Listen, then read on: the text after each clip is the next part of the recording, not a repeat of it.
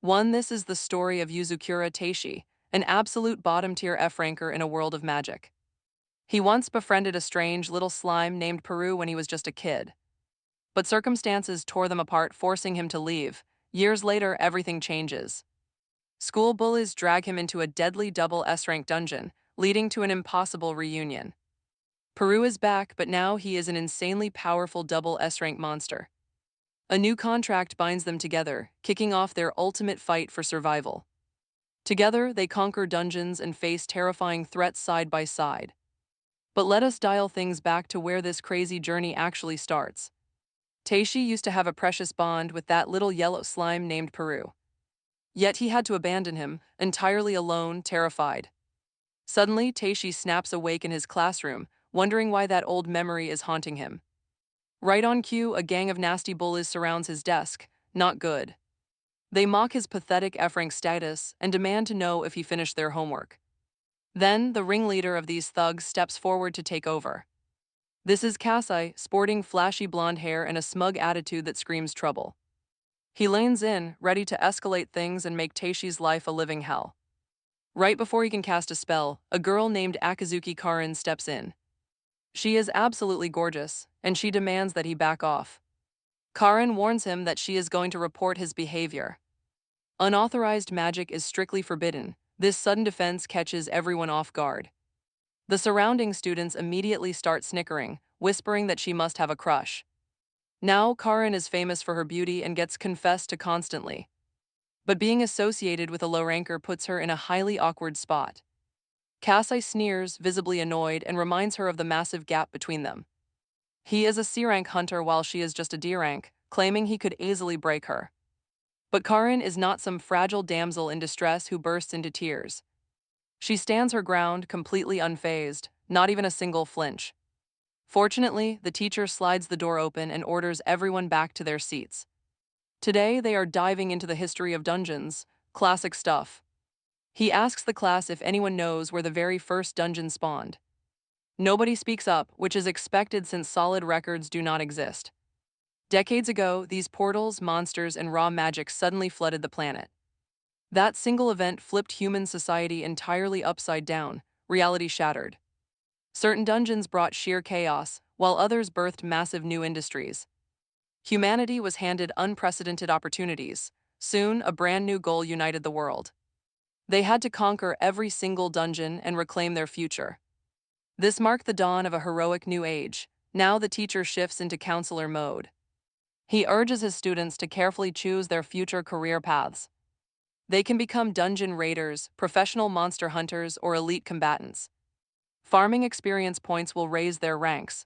Listening to this, Taishi feels a strange sense of familiarity. It is like he has lived this exact lecture once before, déjà vu. Smiling at their enthusiasm, the teacher makes a grand promise. Hanatsuki High School is going to breed the next generation of legendary hunters. But then a student asks a question that makes Taishi completely freeze. Wait. Does defeating a monster inside a double S-rank dungeon instantly jump you to S-rank? The question stirs the classroom, and everyone starts dreaming of instant promotion. That excitement dies when the teacher explains the double S-rank. It is an unconquered, top-level zone completely cloaked in absolute mystery. It is packed with S-rank monsters that slaughtered elite adventurers. Every single elite squad failed. Students from F to C rank cannot even approach the entrance. Absolute silence. They completely underestimated this terrifying place. The teacher proudly asks if anyone here has entered a ranked dungeon. Taishi quietly raises his hand, claiming he entered one as a child. An F-rank introvert claiming such a massive feat, they mock him. They mockingly tell him to stop inventing stories to look brave. Stung by their insults, Taishi slams his desk, shouting that he is telling the truth. Shock, the blonde bully only grows more annoyed. Later, Taishi sits alone on a quiet schoolyard bench, deep in thought. He is deep in childhood memories when Karin suddenly drops down beside him. Startling him, she notices how lost he looks and gently asks why. He replies that he was just reflecting on old childhood memories. Shattered, those same ugly bullies suddenly show up. Seeing Taishi and Karin sitting together, the guys instantly start teasing him. They laugh, asking if the two of them are actually dating. Kasai tosses a camera right into Taishi's lap. He demands absolute proof, wanting a photo from inside that dungeon. That is the only way they will believe him, making Karin furious. Disgusted by Kasai's smug attitude, she threatens to report them all to the teacher. But before she can finish, Taishi cuts her off and agrees. Karin looks at him with deep worry, desperately trying to stop him. He gently thanks her for always standing up for him, but apologizes for refusing. His mind is made up, and it is not just about proving himself. He truly wants to save Perun. Kasai smirks, issuing one final warning. If Taishi fails to bring back proof, he becomes Kasai's servant. Without hesitation, he agrees and immediately rides his bike to the dungeon. He stands before the terrifying entrance of the double S-rank dungeon. Gathering his courage, he steps inside and starts recording everything. He calls out for Perun. A sudden rustle nearby sparks hope. Could his friend be close? No, it is just a tiny bunny. He crouches down, asking softly if it is alone. He cannot help but wonder if Perun feels just as lonely here. The tiny monster transforms into a butterfly, fluttering around him. This gloomy cavern reminds him of how terrified he was as a kid. But just as he begins to relax, a massive dragon swoops down. A brutal strike hurls him across the stone ground, leaving him injured. Before he can gather his thoughts, the monster launches a second attack. It actually mocks him, taunting his weakness inside a double S-rank dungeon. This monster is highly intelligent, instantly smashing Taishi's camera to pieces. It keeps laughing, leaving Taishi staring at his broken camera in absolute despair. Memories of school bullying flood his mind, but then pure resolve burns inside him. He decides to hunt this monster. He is tired of being called trash. He grabs a wooden stick nearby. He vows not to leave without Puron. The beloved yellow slime, he must save it. His determination is intense. Just like Takemichi from Tokyo Revengers, rising after every single defeat. Taishi steps forward, but his newfound courage crumbles instantly when it attacks. The dragon monster blasts him with magic, wounding the poor boy deeply. The beast inhales, it prepares to unleash fire. Taishi feels utterly helpless. All hope completely fades, but wait, sudden lightning crashes from the dark sky. It roasts the massive dragon monster, instantly. Shocked, Taishi slowly approaches the charred remains to see what caused it. His eyes widen with joy. He spots Puron hovering right above. The slime is safe, gazing down with pure, irresistible charm. Taishi celebrates this emotional reunion. He has finally saved his beloved friend. This triggers memories of their first meeting, back on a school field trip. The scene shifts back, flashback to young Taishi visiting an amusement park. He is laughing, completely full of joy while enjoying the grand parade. Among the performers is Karin. She is dressed up like a princess. His parents gush over her, amazed she is the exact same age. Soon the festival continues, then the terrifying monster march finally begins. Those growling beasts, they absolutely terrify the poor young boy. He nervously begs his parents, can they please watch something else instead? They try calming him down, explaining the monsters are only big dolls. But the deafening roars overwhelm him, pure panic sets in, he runs. Sprinting blindly through the crowd, he accidentally bumps straight into Karin. She falls to the ground, he mutters a quick apology, never stopping. He keeps running, leaving Karin completely confused on the pavement. Lost in panic, and trust me, he is terrified. Taishi has no idea where to go. He has wandered deep into the dark forest, still completely shaken. The young boy questions everything. Why does he fear monsters so much? He finally looks up. Surrounded by endless dark trees, panic sets in. He starts crying, calling for his parents as rain suddenly begins pouring. Drenched and shivering, he stumbles through the dense woods looking for shelter. Eventually, he spots a dungeon entrance. He ducks inside to escape. He cautiously explores the quiet interior. Suddenly, he spots a yellow slime. His eyes light up with wonder. A real slime, he edges closer. But his joy vanishes instantly. He suddenly notices what is waiting there. A massive king buffalo monster, glaring directly at the helpless slime. Terrified, Taishi turns back. He tries to sneak out before getting spotted. Meanwhile, the little slime stands frozen. Puron has tears in its eyes, completely overwhelmed by the giant beast. Taishi feels completely helpless. He is utterly unsure of how to save it. He prepares to run away, but a sudden memory makes him pause. He remembers a Puron model in the parade, refusing to abandon it. Just as the buffalo opens its grotesque mouth to swallow the slime, Taishi rushes in to save Puron, throwing himself between them. The buffalo lets out a furious roar. Taishi quickly introduces himself, telling Puron that their only hope of survival is running fast. Without hesitation, he scoops Puron up like a pet dog and bolts out of the dungeon. Their escape is a nightmare. Monsters block their path, but Taishi keeps running with everything he has. Along the way, he asks the slime its name. In the cutest, most cheerful voice, the little creature introduces itself as Puron. The two instantly bond, becoming fast friends, feeling proud of his brave rescue. And wanting to stay with his new buddy, Taishi decides to take Puron back to make a contract, but returning to his parents, his excitement fades as they scold him, telling him he is far too young for a contract and that he cannot keep monsters. With tears in his eyes, Taishi walks Puron back to the dungeon gates.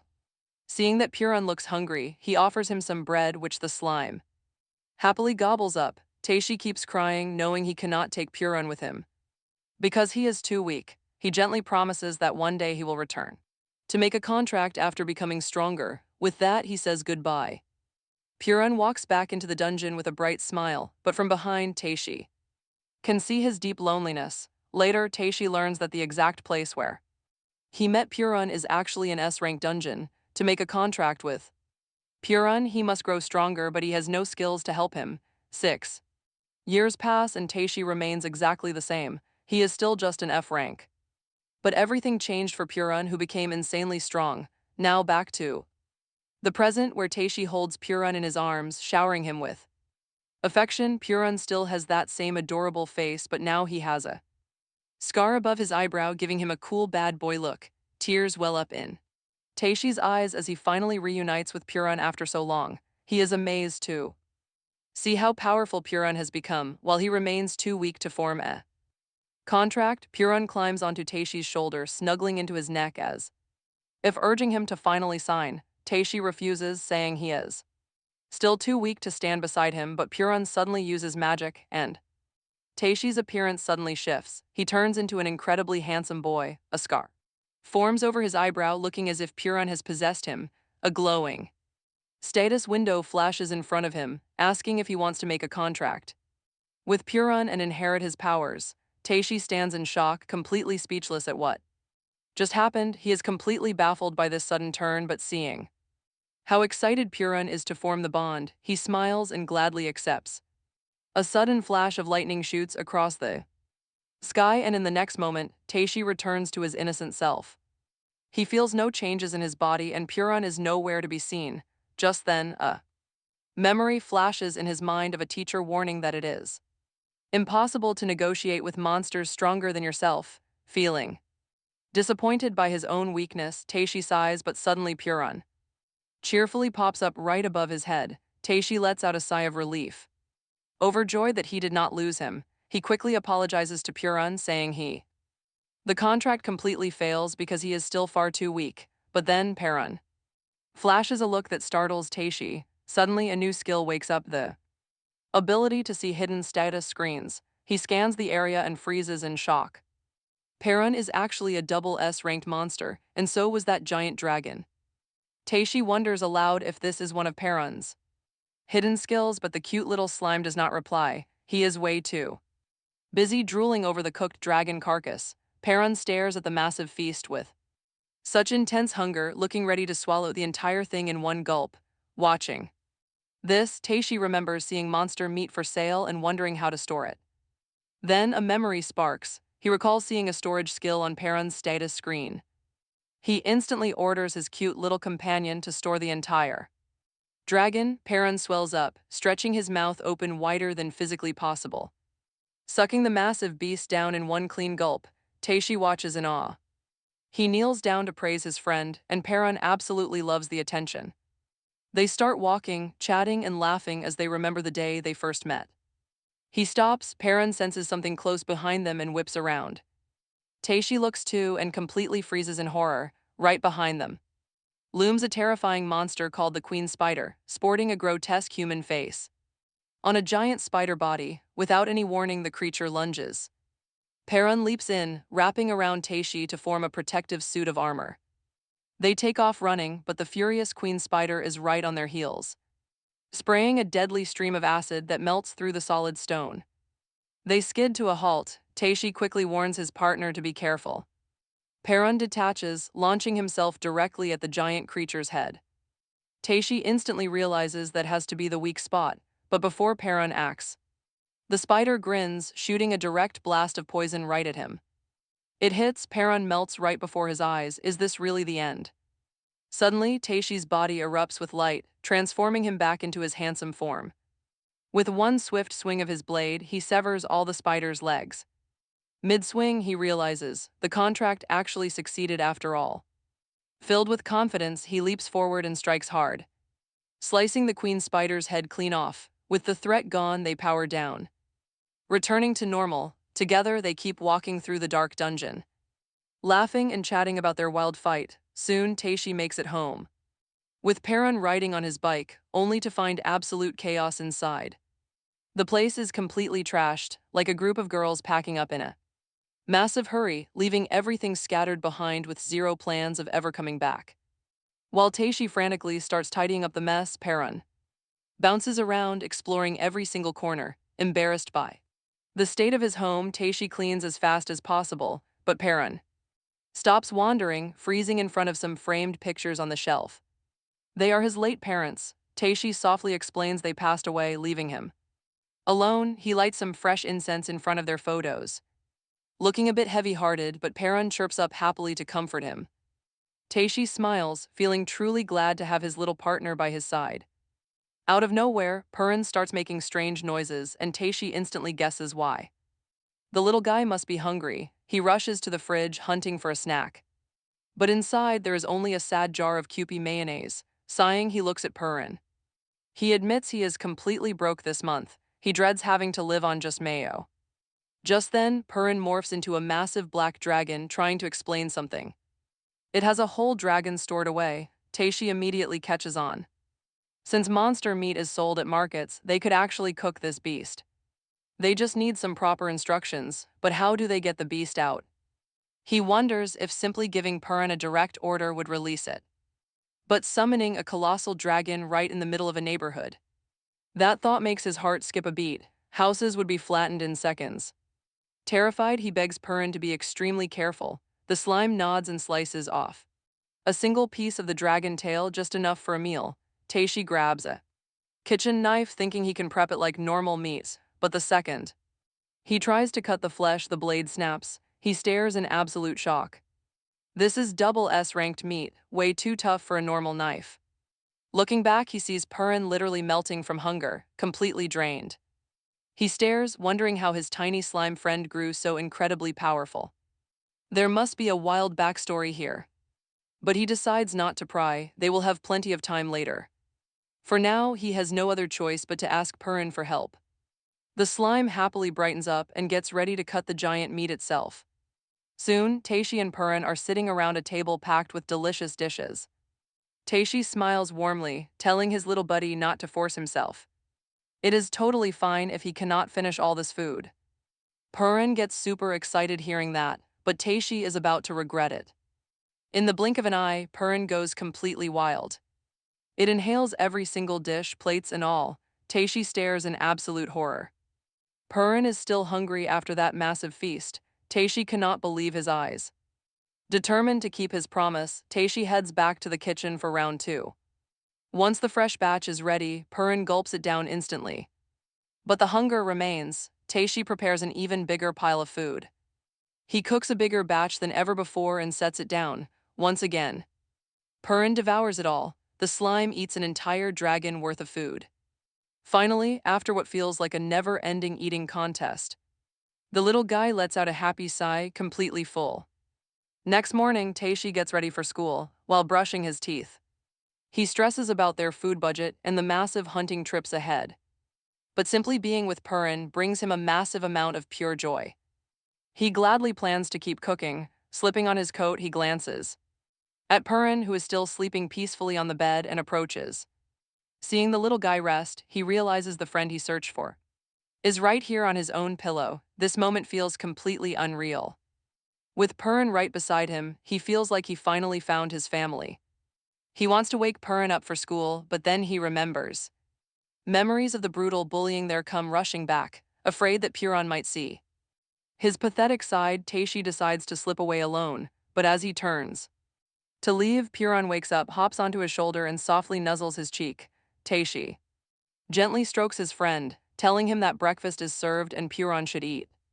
While he is at school, he promises to grab ingredients for dinner on his way back. Hearing this, Purin starts squealing like a completely spoiled child.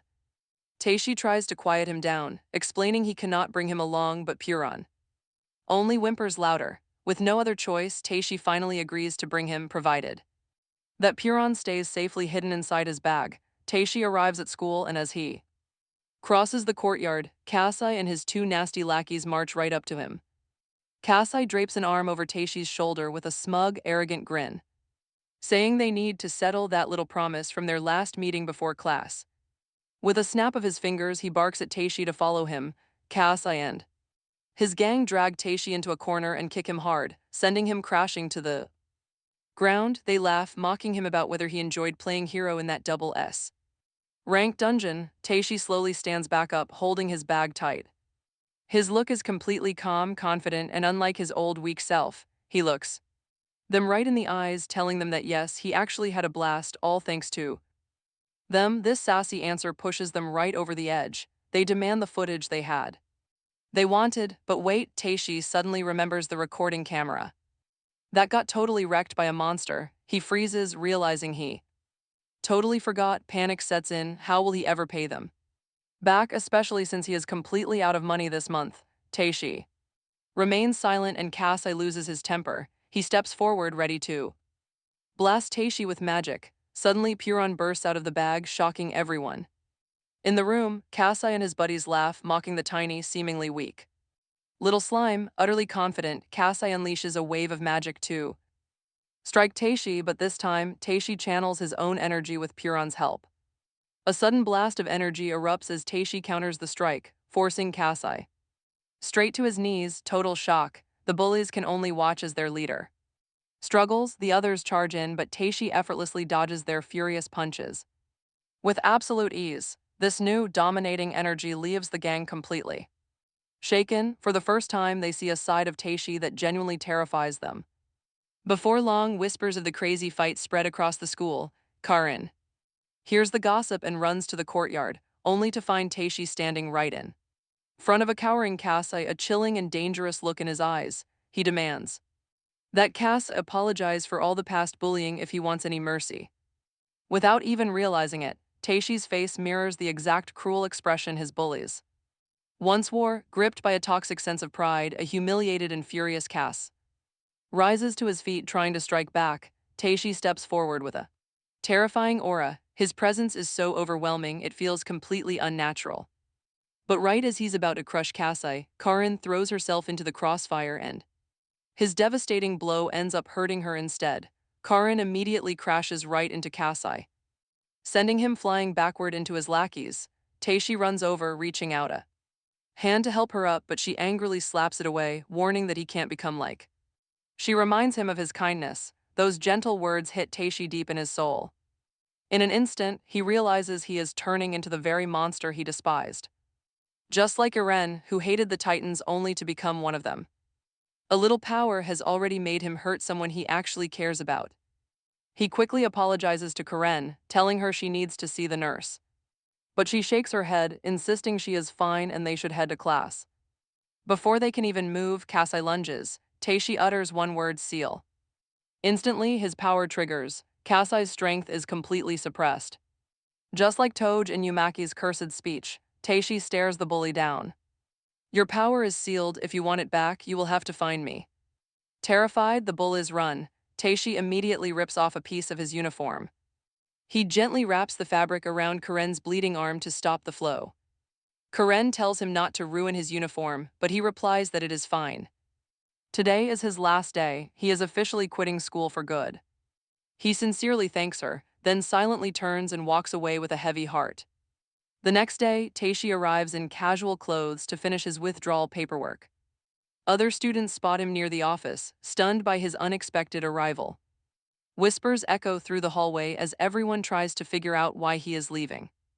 Meanwhile, the bully trio sits dead silent in class, looking completely miserable.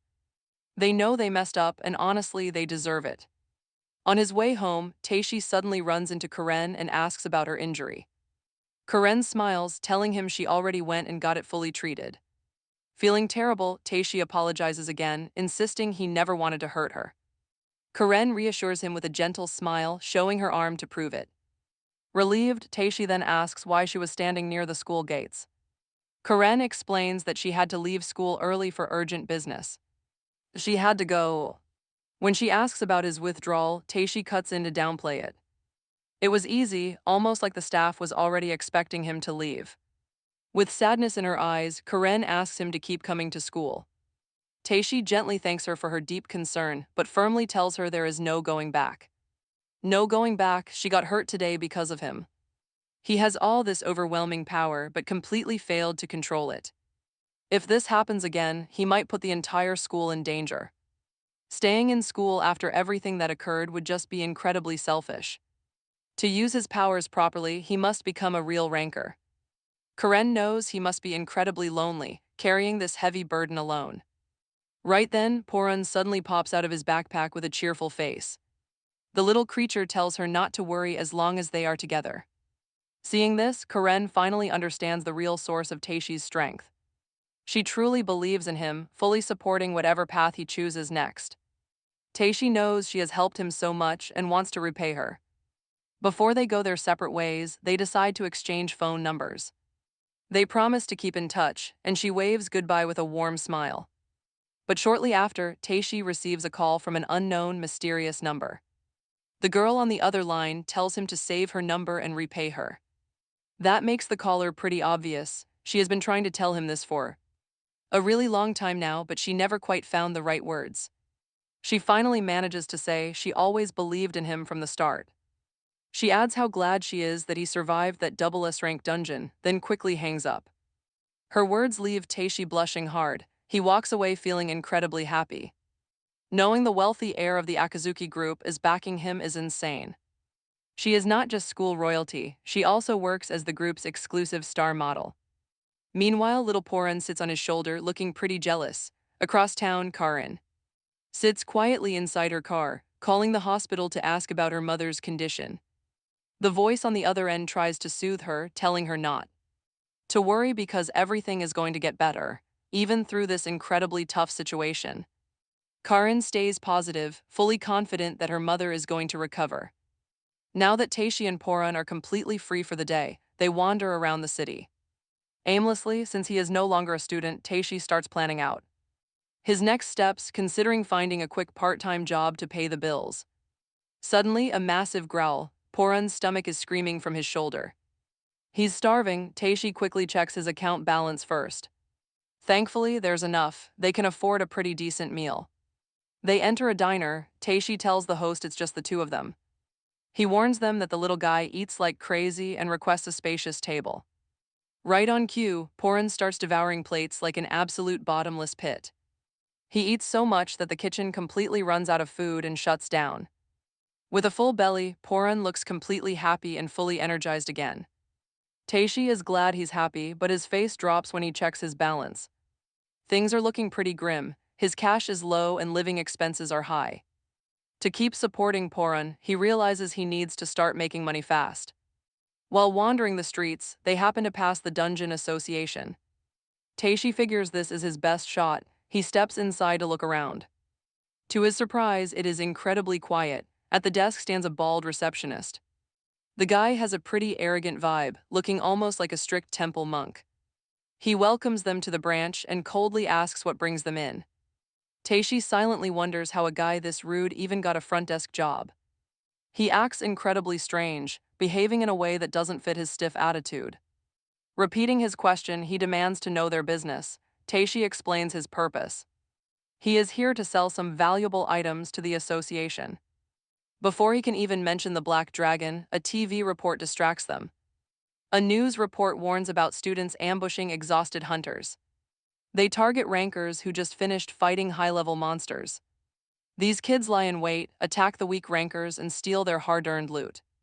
The government is officially demanding a full investigation into these young thieves. While the receptionist shrugs it off, Taishi completely freezes. He realizes he is caught in that exact same suspicious situation. The bald man asks again what he wants to sell. Taishi utterly panics, completely unable to admit what he actually has. He cannot just copy the news, plus showing off his black dragon is out of the question. He racked his brain for anything else to sell, but absolutely nothing came to mind. Desperate, Taishi blurted out the next best thing. He was here to sell himself for work.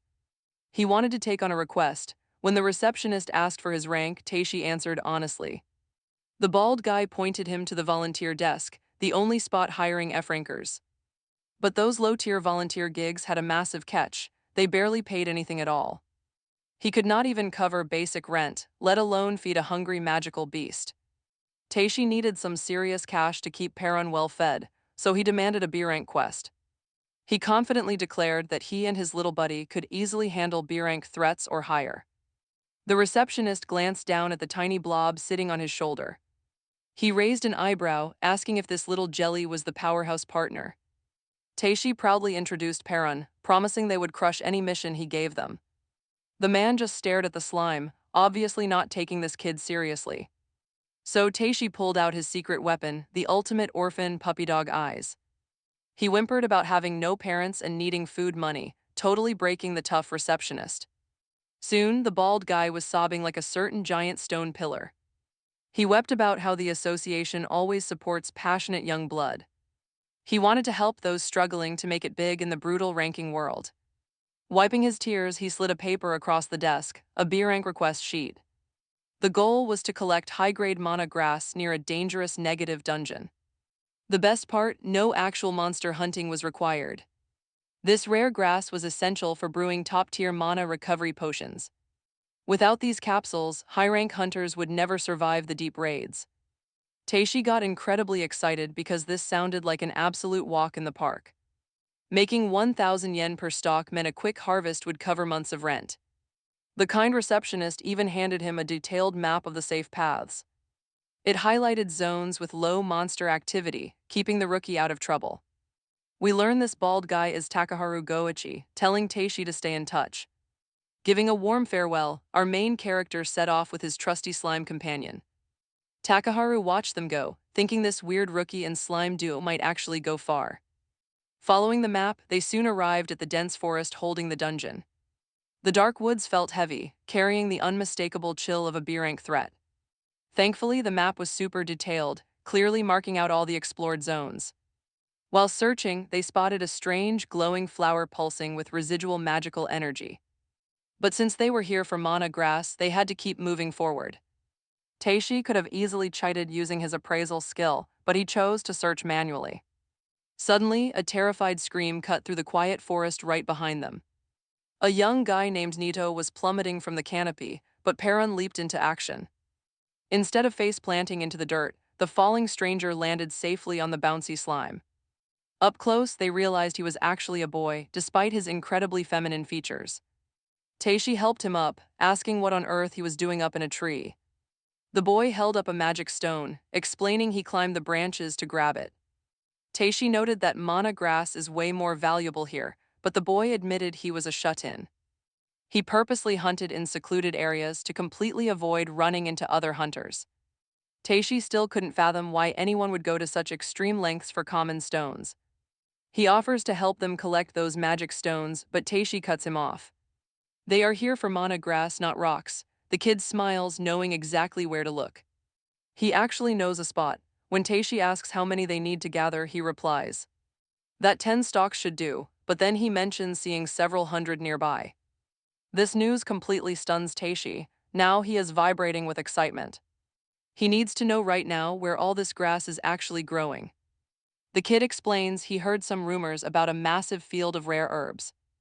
Apparently, a ton of them grow deep inside a cave in a B-rank dungeon. It is called the Unknown Territory, and without a second thought about the danger. Both Taishi and Perun are ready to dive straight in, but the kid. He gets instantly nervous just hearing the name of that dangerous place. He begs them to stop, warning that deadly monsters roam around the cave entrance. But Taishi does not care, he is fully set on reaching his goal.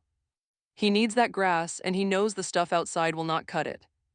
So he starts marching right toward the cave, completely unbothered by the warning.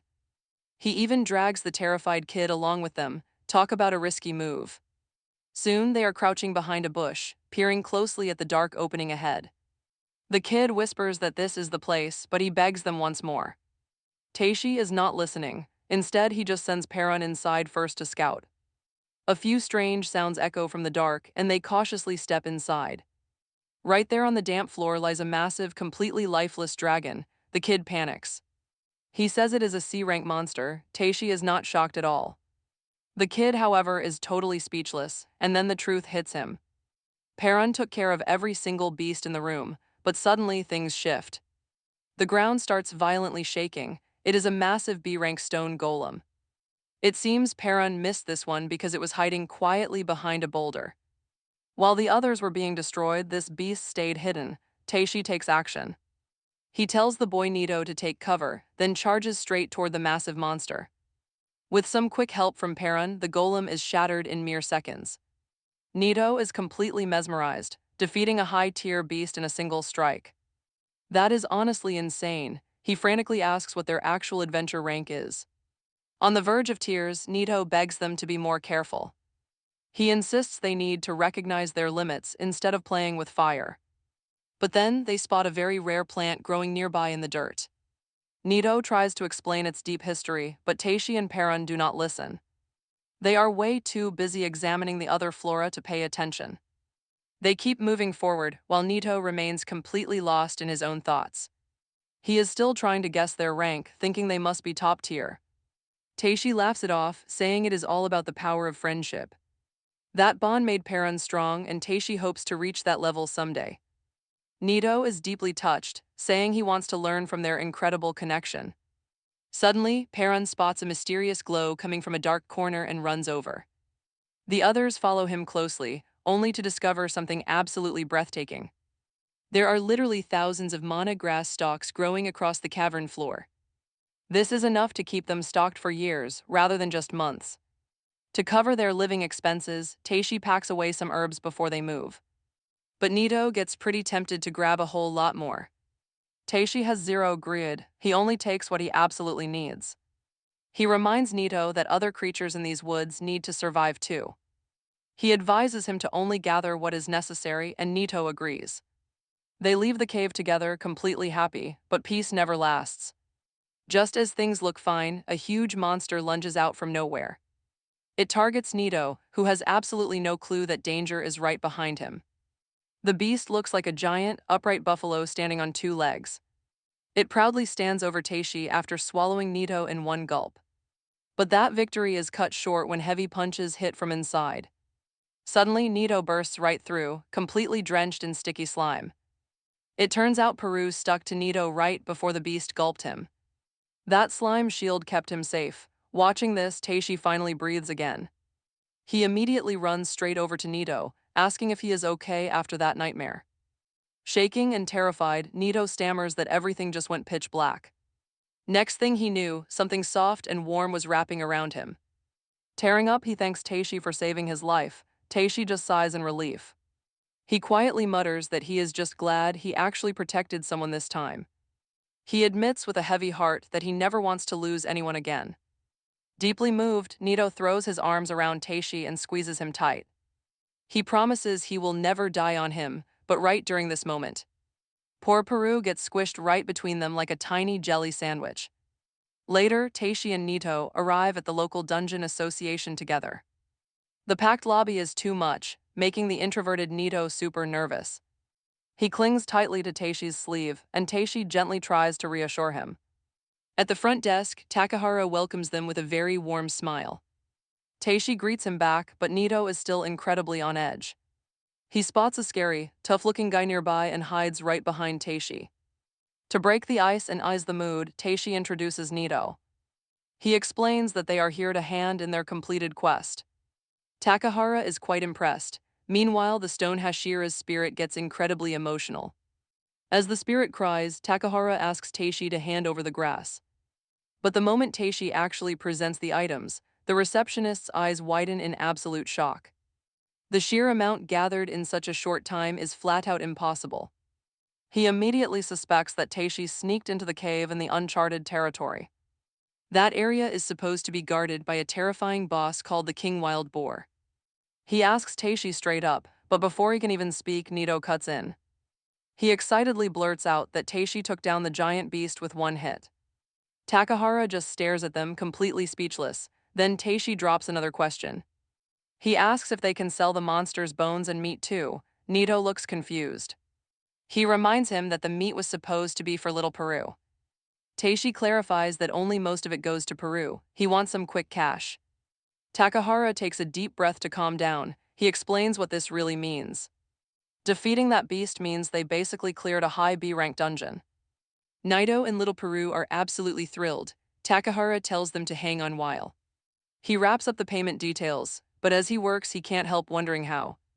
An F-rank weakling somehow brought down a massive B-rank beast. Before long, the notification pings on Taishi and Naito's phones. The cash has landed. Their eyes practically pop out seeing the massive sum, and they swap ecstatic grins.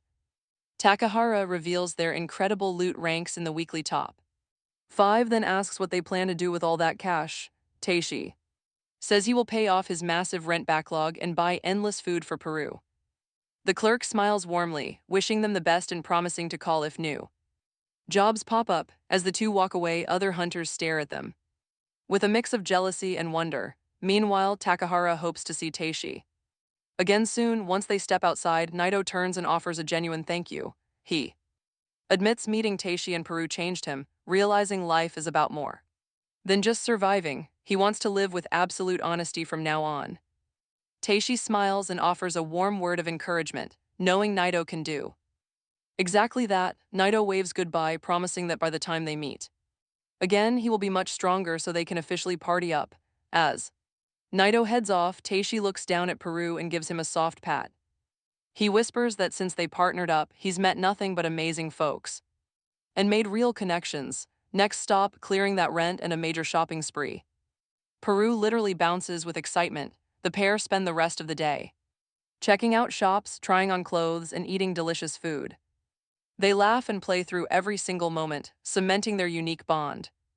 Later that night, after an exhausting but incredibly fun day, Taishi sinks into a hot bath with Peru floating right beside him, leaning back. He sighs. He hasn't felt this relaxed in forever. Peru looks equally content, soaking up the warmth, but as they relax, Taishi's thoughts drift back to Karin. He can't help feeling a heavy wave of anxiety over what went down at school.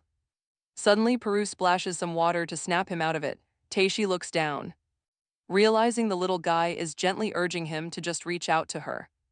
Out of the bath, he grabs his phone, instantly hesitating. Is it way too late to call? He opts for a quick text instead, but before he can type a single letter, the screen lights up and vibrates. It is Karin calling him. He freezes, takes a breath, and nervously slides to answer. She asks if he is doing okay, and Taishi quickly says he is fine. But when he asks about her, he notices her voice sounds incredibly strained. She goes quiet, letting a heavy silence hang between them, hoping to break the ice. Taishi proudly mentions that he actually cleared a B-rank dungeon today and plans to take on even more official guild requests for cash. Forcing her voice to stay calm, Karin shifts the subject to Kasai. He has been throwing massive tantrums at school because his skills are locked. Yet he refuses to apologize for what he did. Karin promises she will do absolutely everything in her power to ensure he faces real justice. Just hearing Kasai's name makes Taishi feel physically sick. Meanwhile, Peru is completely oblivious, floating happily in the warm bath water while splashing with a toy duck, shaking off thoughts of Kasai. Taishi gently shifts the topic, asking if she is doing okay tonight. She probably did not call just to talk about that jerk. Silence follows. Karin softly asks about his parents, specifically their tragic sudden accident. She whispers that it must have been incredibly painful. Taishi pauses. His gaze softens. He quietly admits it did hurt back then. but he has chosen to live happily, keeping their memory close beside his. Precious friends, tears well in Karen's eyes as she thanks him for answering. Such a heavy, personal question, but something here feels completely off. Taishi opens his mouth to ask what is really going on, but before he can speak, Karen mutters a hasty goodbye and cuts the line. Afterwards, Karen sits alone in a dim hospital room, silent tears rolling down. Staring at the empty hospital bed before her, Taishi's bad feeling is instantly proven right. Back home, Taishi looks down at Peru in the tub and asks if he sensed that strange vibe from Karen too. The little guy puts on a deeply worried expression, sharing his deep concern, while Taishi keeps worrying about her. His phone vibrates with a text from his class teacher, Sasamori. The message says the principal wants to discuss his decision to drop out of school, asking him to come in tomorrow. The next morning, Taishi stands right in front of the office. Nearby, students are already whispering behind his back. They gossiped about him crushing Kasa's gang and clearing that B rank dungeon. Tuning out the chatter, Taishi steps inside, finding his homeroom teacher waiting for him. Sitting down, he calmly asks the principal what this meeting is about. The principal responds with some shocking news.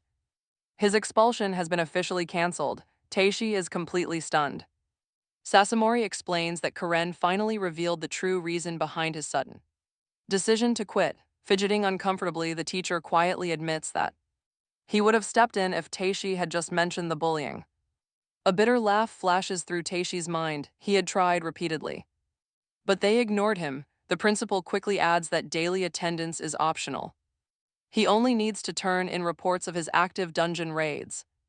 His schedule will be fully flexible. This completely catches Taishi off guard. How does the principal even know about his association work? He then asks why Taishi had actually kept such immense power hidden from everyone for so long. The question leaves Taishi cold. It is painfully obvious they only want him back because of his strength. He looks them dead in the eye and flatly rejects the offer. He has zero interest in returning to school.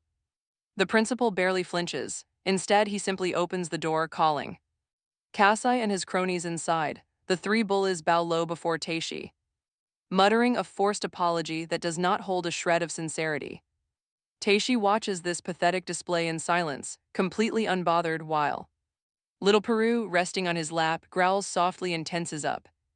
The principal stands up, walks over to Kasai and reassures Taishi. He promises that Kasai and his crew will face serious consequences. He even vows to punish the teacher who ignored the bullying. All the principal wants is for Taishi to return and make the school proud. Hearing this, Taishi actually starts to think these conditions sound pretty reasonable. With major changes like this, maybe he can get his dream high school life. But right when he thinks about agreeing, something completely throws him off. He notices Peru glaring furiously at the others, radiating a dangerous aura. It is the exact same hostile vibe Peru gives off around monsters. Taishi recognizes the danger. He quietly grabs his bag and stands. He calmly tells them he will think it over, then walks straight out. They call his name, but he keeps going without looking back. Once outside the office, he gently pats Peru to calm him just as Karin runs up. Seeing her instantly brings a genuine smile right back to his face. Before long, the two of them are sitting quietly on a bench in the schoolyard. Taishi quietly opens up, telling her everything about the principal. Karin listens, completely shocked by the news. She is just so glad his expulsion was cancelled. Still, she smiles, relieved that things are finally moving in a better direction. Taishi thanks her sincerely, making Karin visibly beam with joy. But as she looks at him, she catches a quiet flash of sadness. Gently, she asks why he still looks so down even though it is resolved. Taishi hesitates, admitting he is still extremely unsure about coming back. Karin listens closely, then softly points out how finishing school is crucial for his future. Then, giving him a really sweet look, she speaks up. She confesses she honestly wants to spend her school life with him. Wait, what? Those words hit Taishi like an absolute wave, making him blush. He just stares in complete disbelief. This feels totally unreal to him. He is just an F rank, while she is the school's most admired idol. The absolute shock completely blows his mind, forcing him to take a deep breath. Just as he tries to respond, Karin's phone suddenly rings. She answers, going completely silent. her face instantly turns pale. Without saying a single word to him, she suddenly bolts up and sprints away. Taishi and Peru are left sitting there, completely stunned by her behavior. Taishi quickly gets up and starts running after her, calling her name. She disappears into the distance, but he finally tracks her to the hospital. Her mother is admitted here, while standing alone in the quiet corridor. Catching his breath, he notices a crowd gathered right outside her mother's room. Inside, Karin is talking to her father, who silently bows his head. Right then, Karin drops to her knees, sobbing desperately for her mother. Seeing this, Taishi realizes that things are incredibly dire. Later, Karin stays right by her mother's bedside while Taishi waits outside with her father. The man asks if he is in her class, and Taishi explains that he actually dropped out. He knows this imposing man is a massive deal. The powerful chairman of the Akatsuki group he always saw on the news. He is a stern business leader, but the sudden sorrow on his face is unmistakable. Karin's father quietly thanks Taishi for being a true friend, admitting he hid behind his work for too long. He feels like he failed her completely, but Taishi quickly speaks up. Karin always looks out for others and constantly helped him out. Hearing this, the chairman sighs. His bright, cheerful daughter changed overnight when her mother fell ill, buried in his demanding career. He never even noticed the sickness until now. It is too late. The doctors just told him to prepare for the absolute worst. And no amount of wealth or medicine can change this tragic reality. Taishi listens closely before opening up. He tells the chairman how he lost his own parents in a sudden accident, leaving him completely isolated until Karin saved him. By offering to study math homework together, her kindness gave him the strength to keep moving forward. Now he promises the father that he will be the one supporting Karin. Little Peru sits on his shoulder, nodding with fierce determination. A wave of relief washes over the chairman, grateful she has such a loyal friend. Right on cue, an assistant interrupts to remind him of an urgent online meeting. He stands up, apologetic about working during a crisis, and asks Taishi to watch over Karin in case he gets back late. Taishi agrees immediately, though he almost slips up and calls him his future father-in-law. Talk about bad timing. Once the chairman departs, Taishi gazes at Karin through the glass door. He turns to Peru with a desperate question: is there any way they can save her mother? Peru pauses, then hops onto Taishi's head and projects a glowing image of a flower. Confused, Taishi watches him jump down. Peru hilariously pretends to wilt like a sick slime. The little guy shapes itself into the flower, eats the projection, and proudly flexes. This adorable little show makes Taishi break into a laugh. He understands immediately this rare plant can cure her illness. Excited, he asks where to find it. Peru projects a location, a double S-ranked dungeon. Taishi is completely stunned.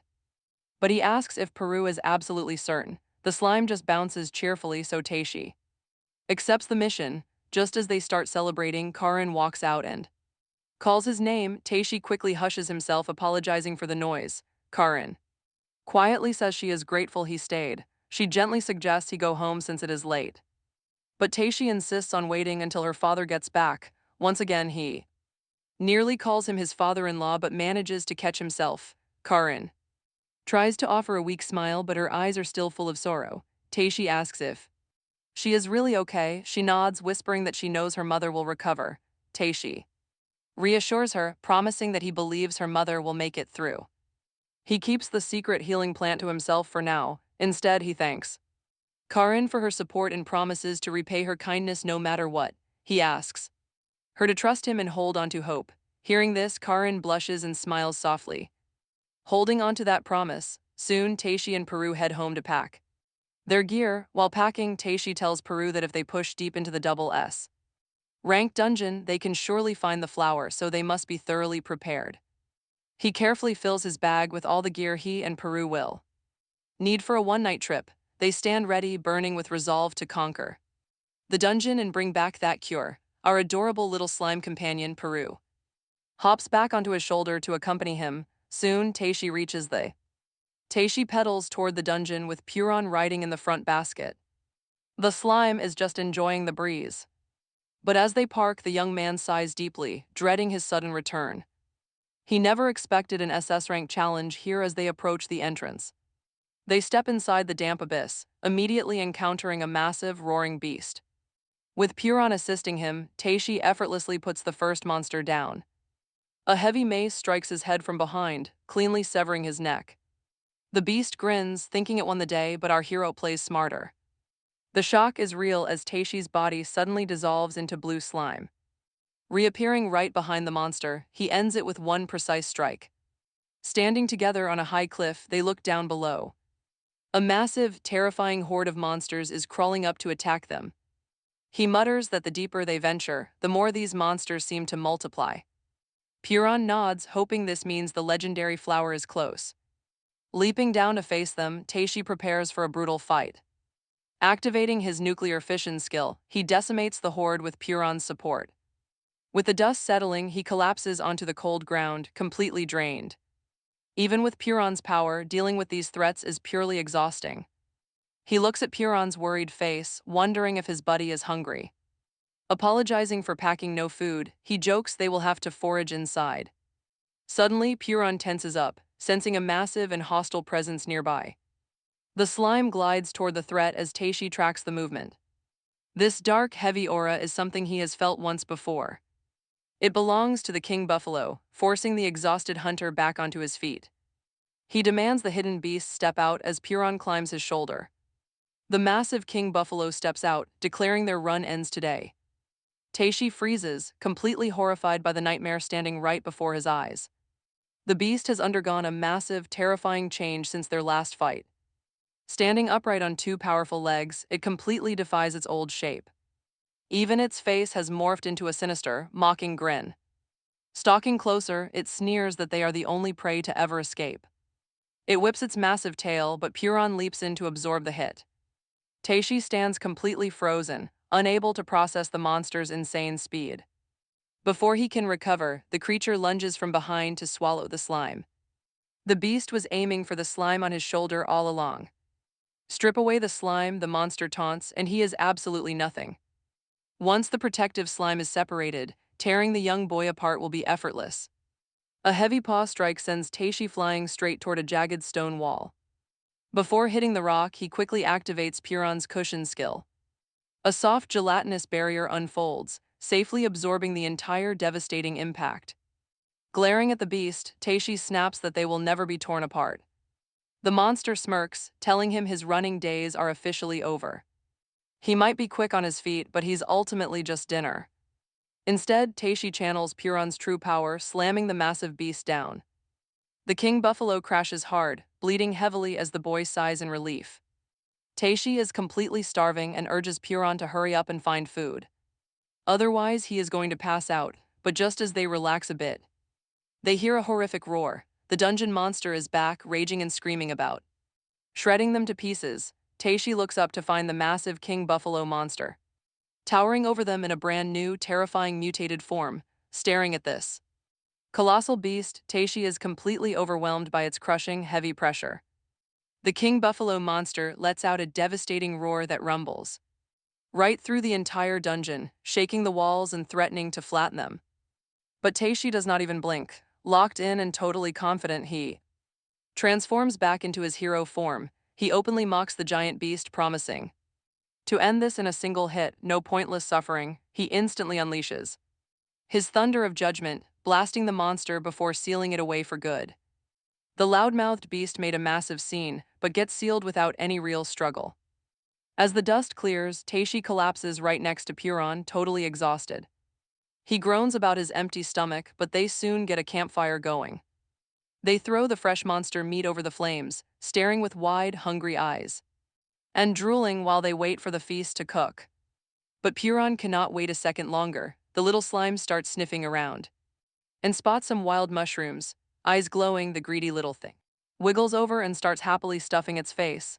Taishi watches in confusion, before realizing what Puron is actually eating. Seeing those sketchy wild mushrooms makes him panic, screaming that they could be highly toxic. He immediately pulls up the status window to check them, and yep, they are indeed poisonous. Terrified, he yells at Puron to stop eating, but the slime just keeps chewing without a care, while Taishi frantically hunts for an antidote. Puron casually displays its status screen, showing it only took one measly point of damage that instantly regenerated. Taishi stares at the bouncing Slime sighs heavily and realizes all his screaming was completely pointless.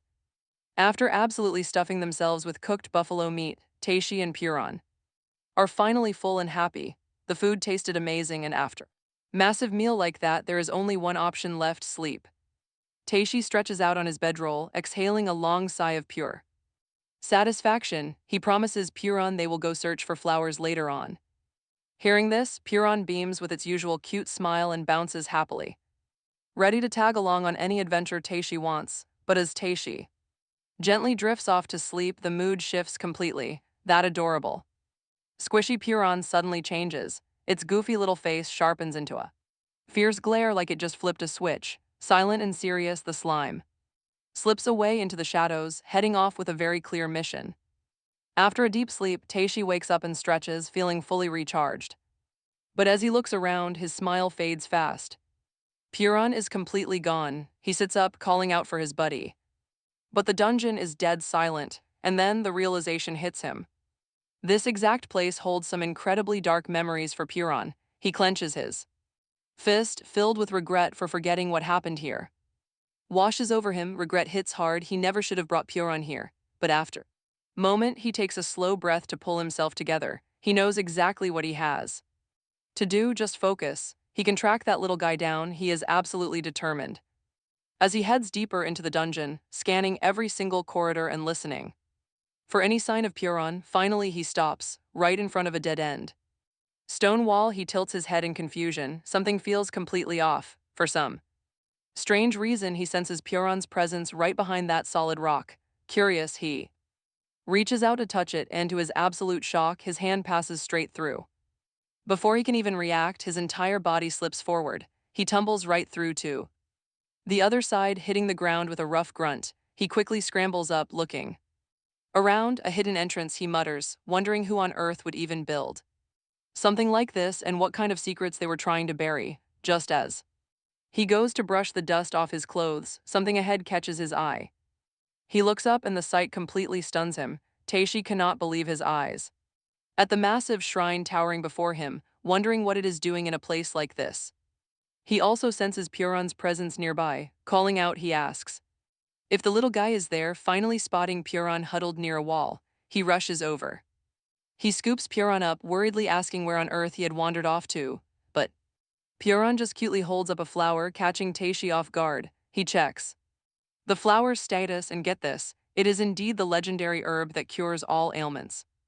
Overjoyed, Taishi lets out a happy shout, praising Puron for finding the rare plant. Thrilled, Puron happily scrambles back up to his favorite spot on Taishi's shoulder. Taishi starts walking back, grinning because they can finally cure Karen's sick mother. He gently warns Puron that while they got lucky this time, he must never go off alone again because it is far too dangerous. He begs Puron to trust him. Meanwhile, the little creature's mind drifts back to how he actually found the flower. The moment Puron stumbled upon the glowing bloom, he was thrilled until a woman dressed like an angel suddenly appeared. Complete with horns on her head, she greeted Puron warmly, saying it had been a while. Acting as if they were old friends, it turns out she is the dungeon goddess. Shocked, Puron jumps back, which only amuses her. She asks if living with humans is truly a good idea, yet he still returned to steal from her dungeon. Hearing this, Puron crossly furrows his tiny brow, making the goddess burst into laughter. She remarks that despite having such incredible powers, he still struggles so hard for the sake of mere humans. She tells Puron while stepping forward that she cannot just hand over such a precious flower, but Puron stubbornly stands his ground. Reading his fierce expression, the goddess guesses his thoughts. If she refuses to give him the flower, he will simply take it by force. Highly amused, she asks if he is seriously threatening her. Puron gives a determined, cute nod. Seeing this resolve, the goddess falls quiet before cheerfully admitting that she was only teasing. She asks if she was really that mean. Relieved, Puron lets out his happy signature cry of Puru. Hearing this, the goddess smiles, telling Puron to take the herb since she has no real reason to stand in their way. This makes Puron incredibly happy, and he Puru cheers cutely. The goddess smiles and tells him to take the flower. She tells him to move fast before she changes her mind. Puru happily reaches out to pluck it with his tiny slime hands. Seeing his pure joy, she asks if he is truly that happy. He nods happily, but her face turns serious as she warns him not to celebrate too much. She warns him that he and Taishi will inevitably part ways very soon. But Peru does not seem to care at all about her warning. Seeing him so nonchalant, she asks if he forgot how humans abandoned him. They will use you and betray you the absolute moment you are useless. But Peru just plucks the flower and calls out to her with a smile. She finally realizes he is only trying to help his dear friend. Amused, she instructs him to hurry up and deliver it. He bounces away. Watching the slime look so happy with Taishi, she remembers his tragic past. He once stood before her, completely wounded, tears streaming down his face. She smirks as they run off, whispering a soft warning to them. Their fated meeting is both a grand destiny and a terrible curse. So the little slime should enjoy that curse to his heart's content. Meanwhile, Taishi desperately sprints through the endless corridors of the local hospital. He prays with everything he has in his heart to arrive in time. But the second he rounds the corner, his entire body freezes up. Karin is standing outside weeping. He is already too late. Seeing her cry triggers a painful memory from his own dark childhood. He was once that helpless kid, crying outside a closed hospital door. Swallowing his pain, he approaches Karin and asks how her mother is doing. She whispers that her mother is still in critical, dangerous condition. There is still a chance, but suddenly her mother's heart monitor flatlines. Karin panics and rushes inside the room, screaming frantically for her mother. The doctor checks her pulse, but it is no use. She is gone. Karin falls to her knees, sobbing as her father holds her close.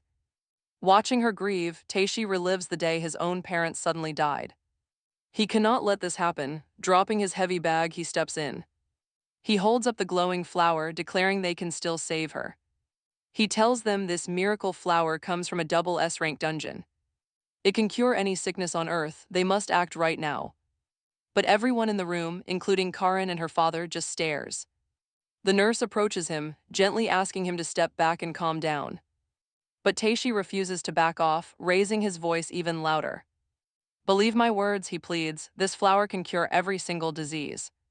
The nurse tries to stop him again while Karin's father hesitates in surprise. Karin remembers school, the time he fought those bullies to protect her. She had believed him when he claimed he went to that dangerous dungeon. And here he is now, risking his life to save her family. Her cheeks flush red. She steps forward and stops the nurse immediately. She begs them to believe her friend, bowing deeply to the doctor. Please, she weeps, use the magic flower to save my mother's life. Karin begs the staff to save her mother, but the doctor outright refuses. He cannot risk administering a wild flower with completely unverified safety. Hearing this, Karin's father steps forward to make a stand. He declares he will take full responsibility as her guardian for everything. The desperate plea works, but the doctor hesitates before finally relenting. Soon after, the doctor instructs the nurse to keep watch. She must check her vitals every 30 minutes and report changes. He exits the room, immediately met by Karin's incredibly anxious father. The doctor solemnly explains that after giving his wife the flower, her vitals stabilized. She actually managed to pull through the worst. But whether this is the magic flower's doing or a fluke, they will need to run a lot more tests. Karin's father eagerly asks if this means she is finally recovering. The doctor warns him not to celebrate yet, but it is positive. Monitoring will continue, leaving Karin's father whispering his deep thanks. The doctor departs. Inside, Karin quietly sits beside her sleeping mother. Outside on the bench, her father looks up to thank young Taishi. He offers his deepest gratitude, and Taishi warmly says he is glad. Acknowledging the extreme danger, he expresses his immense gratitude to the young man. Taishi gave them real hope, leaving the father deeply thankful from his core. But Taishi quickly shakes his head, happily saying he did absolutely nothing. He points to Peron, explaining that the little guy found the flower. Karin's father insists on repaying them, but Taishi tells him not to. After all, he internally considers the man his future father-in-law. Suddenly, Karin's voice rings out from inside, calling for her mother. Talk about a heart-stopping moment. Both men rush inside, absolutely stunned by what they see. Her mother is sitting up, fully awake. Karin breaks down crying. The father stumbles forward as well, tears streaming down his face in joy. His wife gently comforts him, but he just keeps weeping in relief. Watching this beautiful scene, Taishi hugs Perrin tightly with a soft smile. "This is great," he whispers, and Perrin squeaks in cute agreement. Nearby, the doctor and nurse mutter about an absolute medical miracle. Neither of them can believe she is completely fine and fully conscious. The doctor immediately orders the nurse to check her vitals and prepare a full, detailed examination. The nurse nods quickly. Hearing this, Taishi is quietly reminded of the miracle he once desperately wanted. Back when his parents died, he wished for this, and now it happened. He grabs his bag, telling Perrin they should leave this family to themselves. They quietly slip away together, walking down the road pushing his bicycle. Taishi looks rather melancholy. Perrin notices immediately and calls out to him. With a soft sigh, Taishi reveals what has been bothering him. He is genuinely happy, but wonders if things would be different if they met earlier. Maybe he could have saved his own parents too. But he quickly grows frustrated with himself for dwelling on useless regrets. Right then, his phone suddenly vibrates in his pocket. It is Karin. Taishi takes a seat at a nearby bus stop to answer her call. Karin is so excited. Even without the full results, her mother is doing great. He smiles. Honestly, he is just incredibly happy to hear the amazing news. He always knew she would recover. Right after, Karin asks where he is. Apparently, her mother wants to thank him face to face for all his help. Taishi hesitates. He quietly lies, saying that he is already heading home now. This makes Karin quite sad. She really wanted to talk with him longer. He reassures her, things must still be pretty chaotic at the hospital anyway. It is probably better to meet up once her mother gets discharged. She agrees. Karin sincerely thanks him, expressing how incredibly grateful she feels. Taishi goes quiet, then he thanks her for believing in him entirely. He hangs up the phone. Meanwhile, Karin's father is waiting right there. He asks where Taishi went. Karin tells him he already left. Her mother sighs. She really wanted to thank the boy face to face. Hearing this, Karin gets quite shy, promising they will see him soon. Meanwhile, Taishi is pedaling home with a massive grin on his face. No more worries, he tells himself to just enjoy this happy moment. He happily tells Peru that they need to eat something delicious tonight. Hearing this, his loyal little companion squeals out in absolute delight. But then, Taishi suddenly freezes as reality catches up with him. He remembers his endless chores. Instantly, his face takes a miserable dive. Talk about short-lived happiness. Soon, he is bowing deeply to his landlady.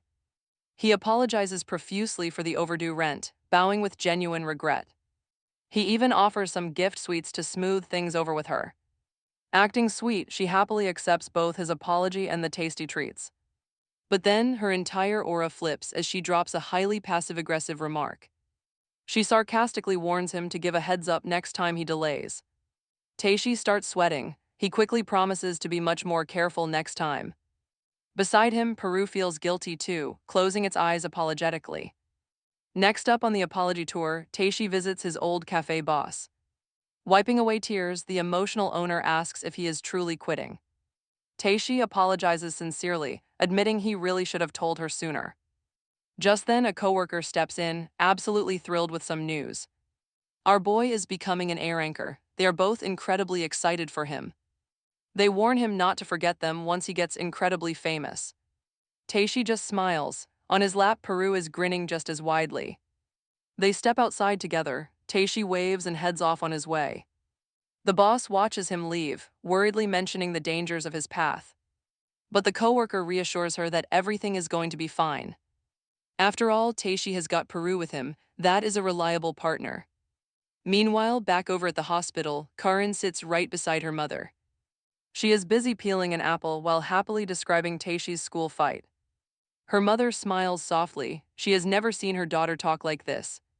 Karin blushes red, smiling as she admits he makes her feel good. Her mother smiles teasfully, wondering when she can finally meet this boy. That is when the two of them first met, back when they first entered high school together and became classmates. Karin explains how the classroom atmosphere felt so lively. But while everyone else was happy, Taishi was the only one sitting there with a pretty dark expression. It was natural, considering the terrible tragedy that took his parents. Karin had her own quiet struggles too, with her mother hospitalized back then. Among the bright crowd, they both felt like kindred souls. Because of that deep connection, Karin was actually the very first one to walk over and speak to him. Since Taishi once acted entirely for her sake, she has trusted him deeply. She smiles while recalling that precious memory, which makes her mother smile warmly in return. Her mother notes that Taishi sounds like a genuinely wonderful and good boy. She is incredibly grateful to him for making Karin smile again.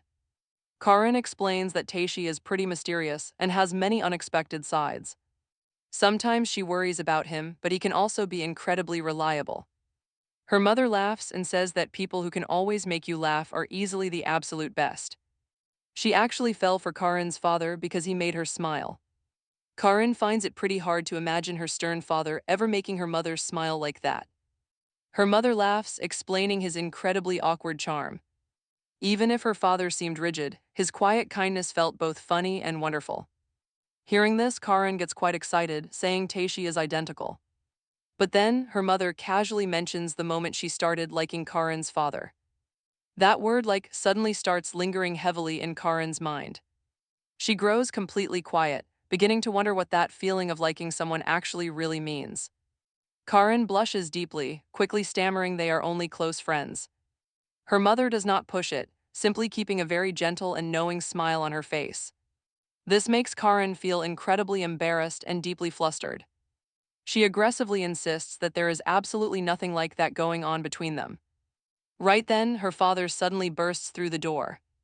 He excitedly shouts that he bought their favorite sushi because the medical test results were great. Karin stands frozen, shocked to see her dad acting so hyper. Realizing how he looks, her father blushes and quickly tries to compose himself. He mumbles that he just showed her an embarrassing side. With a sheepish smile, he walks over and lovingly hands the sushi box directly to his happy wife. Karin feels pretty awkward seeing her parents behave like this. Feeling embarrassed, she mutters about getting water and quickly slips out of the room. In the hallway, Karin drinks some water, trying to process everything. She has truly never seen that deeply affectionate side of her usually quiet father before. Suddenly, her father calls out, startling her so badly she spits water on him. She frantically starts to apologize, but her father gently assures her that it is totally fine. He then hands her mobile phone back, saying her mother wanted her to have it. She figured Karin might want to quickly contact a friend. He softly adds that he felt that exact same nervous rush when he was around her age back then. But as he walks away, he begins to sulk quite childishly. He grumbles that they are keeping secrets, and he did not want to return the phone anyway. Karin just smiles, happily clutching her phone to call Taishi. Once he answers, she eagerly shares the wonderful news that her mother's test results are finally clear. That is great, she then asks if he is free tomorrow, saying she really wants to talk to him about something. The next day, Karin is waiting for Taishi, looking absolutely beautiful. Taishi arrives and asks if she has been waiting for a long time. But she quickly denies it, saying she just got there too, looking at her. Taishi cannot help but think how incredibly cute she looks. Karin then asks about Perun. And Taishi tells her that Perun is fast asleep inside his bag. Karin suggests.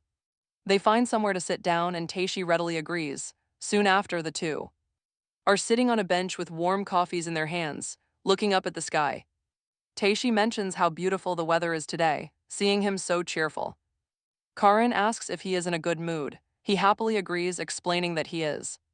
Thrilled that Karin's mother is doing much better, and Karin herself looks brighter. Today, he adds that he could only help because of his newly awakened power, which makes him truly grateful. Right then, Perun climbs out of the bag and starts dancing around with pure joy. Seeing this, Taishi assumes the little guy must be incredibly happy as well, watching them.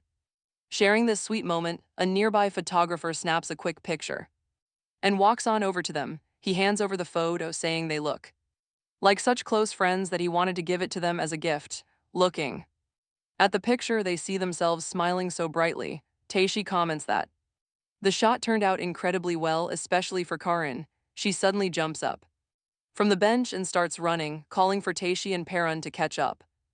Taishi smiles, watching her for a second before chasing after her. Perun also joins the chase with pure joy. They spend the whole afternoon having fun together. They check out various stalls, watch movies, eat ice cream, and just enjoy each other's company. By the end of the day, they have made so many unforgettable memories.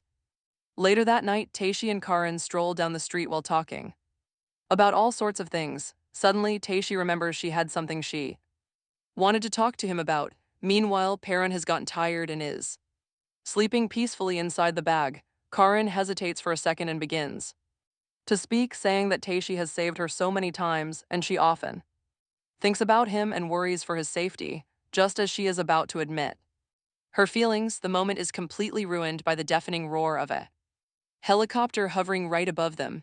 Guild members slide down on ropes and Takahara, that bald man, steps forward to stand directly in front of Taishi. The young man is stunned to see them drop in like this, especially by helicopter. Takahara tells him he came specifically to meet him, explaining that Taishi's achievement of clearing the double S-rank dungeon reached the association. Then Takahara drops an announcement that completely shocks Taishi. He declares that starting right now, Taishi is officially appointed as an S-ranker in the Dungeon Association. Taishi cannot believe what he has just heard and questions Takahara about it. A female staff member quietly asks if this kid really is Taishi because he does not look like someone cut out to be an S-ranker. Another member adds that it is hard to believe he conquered a double S-rank dungeon. Rumors even claim Taishi captured a red dragon and ate it whole. Takahara listens quietly before asking if Taishi will join them right now to take the S-rank exam, their only way to prove he conquered that double S-rank dungeon. Taishi looks lost, so Takahara explains that S-rankers hold the power of an entire nation. Because of that, the association has to verify these massive claims. He tells the boy that if he really is S-rank material, this test should be easy. Peru is awake now, resting on Taishi's head and listening very closely. Takahara stands up with his team, asking one more time if Taishi is ready. Karin, her face tight with worry, asks if the trial is dangerous. Hearing her question, Taishi falls silent. He looks up and asks Karin to believe in him once more. For him and Peru, after being treated like garbage for so long, this is their only shot to prove they actually matter. He begs her to trust them. Smiling, he promises they will finish their conversation later. The moment he gets back, he will tell her everything. She freezes in surprise. Turning, Taishi walks to Takahara, ready to go. Minutes later, he climbs into the helicopter. Karin watches from the ground. As the blades spin up, lifting them away, he promised he would return. And she silently prays for his safety. Inside the cabin, Takahara lays out the rules. The first phase is incredibly simple. Taishi just has to survive the brutal canyon dungeon raging right below them. Takahara pulls out a map, pointing out a specific route for him that Taishi must follow. He has to reach the extraction point within 24 hours to pass the test. If the clock runs out, or if he shows up battered and broken, he fails instantly. Takahara points to the 3 other evaluators sitting in the cabin, explaining they hold his fate. Unless every single examiner approves, he gets absolutely nothing. But before Takahara can finish giving instructions, Taishi suddenly stands up. He calmly strides right toward the open bay doors of the chopper. The evaluators panic, screaming at him that they are not at the drop zone yet. They yell that it is suicide, order him to sit down. Taishi ignores them completely. Flash of a confident grin, he leaps into the empty sky, yelling back that this is the quickest path. Talk about an absolute madman. The entire crew freezes in pure shock. He is just floating there. Glowing wings summoned by Peru hold him up. Below, dungeon beasts swarm. Taishi unleashes an attack. Blinding light bursts across the entire canyon, instantly vaporizing every single monster in a single strike. The crew stares down, completely paralyzed with shock. Takahara barks at his scanner to check the energy levels of the rank monsters, but there is nothing left to read. Dozens of high-tier beasts wiped out instantly. And he did not even break a sweat. The female examiner checks her device and stammers that this level of raw power is literally impossible. Takahara Wanamaru watches in disbelief, realizing those rumors of a double S-rank conquest might be. If that is true, his actual strength is on another level. But wait. Monsters are still moving, yet Taishi and Puron remain completely unfazed. A yellow aura flares up. Suddenly, a beast charges directly at Taishi. He drops it instantly using cushion spiral, too easy. While the examiners watch the screen, Taishi silently sneaks inside. Standing right behind them in the cabin, he calmly asks about the final test. Does he really need to reach the end? Everyone jumps in shock. He just stood there. Once they calm down, everyone sits. Inside the chopper, an examiner lets Taishi know he passed this first trial. One more test and he is promoted, but it is no joke. His next target is a giant king crab in an undersea dungeon. Just a crab, Taishi shrugs, thinking this sounds pretty easy. Takahara immediately cuts him off. This is not going to be simple. The trench is an A-rank dungeon, but hunting this crab is different. S-rankers only. It is a mission built for the absolute best. Why is that? Takahara explains the danger lies in the dark water. The dungeon sits buried in the absolute darkest depths of the ocean. Are you sure about this? One examiner asks him with pure worry. The female member warns him that simply reaching the entrance is painful. Water pressure is insane down there, but Taishi just smiles. He is not worried, Puron is right there with him. The slime bounces happily in agreement, then the pilot calls out. They are arriving at the drop zone, prepare for the jump. Taishi nods, without a single second of hesitation, both of them leap. Diving down, Taishi quickly wraps himself in Puron's unique bubble. It is a special skill that lets humans breathe perfectly underwater. They sink into the cold abyss together, looking for the gate. Taishi spots the dungeon. Suddenly, Puron floats out of the bubble. Wait, where is it going? Taishi is left completely confused. Puron begins to glow, preparing to use its nuclear fusion skill. By compressing its body to the atomic level, it generates energy. Normally, it produces terrifying heat. Right now, it is just light. The dark trench lights up. Taishi smiles in pure admiration. Together, they cross the threshold. Taishi looks around, completely fascinated. It is a bizarre place. This is completely new to him. As he explores, he spots a hole. Could this be the entrance? He swims forward to check, sliding directly through the dark opening. It is indeed the gate. Taishi is stunned by what he finds. No water inside, just dry air. Talk about crazy dungeon magic. He steps onto solid ground to rest, but Puron suddenly tenses. Beasts creep out from behind. Puron quickly pops the bubble. Since they are on dry land, they do not need it anymore. Taishi tenses up, but Puron easily obliterates everything in one flash. Taishi sighs with relief. Getting up, he thanks his brilliant companion. With a partner like this, they will be fine. They press onward. They plow through the dungeon, easily flattening every single monster. Soon they reach the boss room. A giant king crab rises from the water. It strikes a bizarre martial arts pose, leaving both Taishi and Perrin completely baffled. Just like that, the beast slips back under. Taishi stands there, utterly dumbfounded, trying to make sense of what the crab was trying to do. Maybe it was inviting them into the deep sea, but he is not jumping in. While they hesitate, the water starts to churn. Suddenly, two rank A beasts, a charging marlin and a massive octopus, erupt from the deep sea. Ambush, it startles both of them, but Perrin immediately steps forward to fight. Taishi shouts a warning, watch out, those are deadly rank A threats.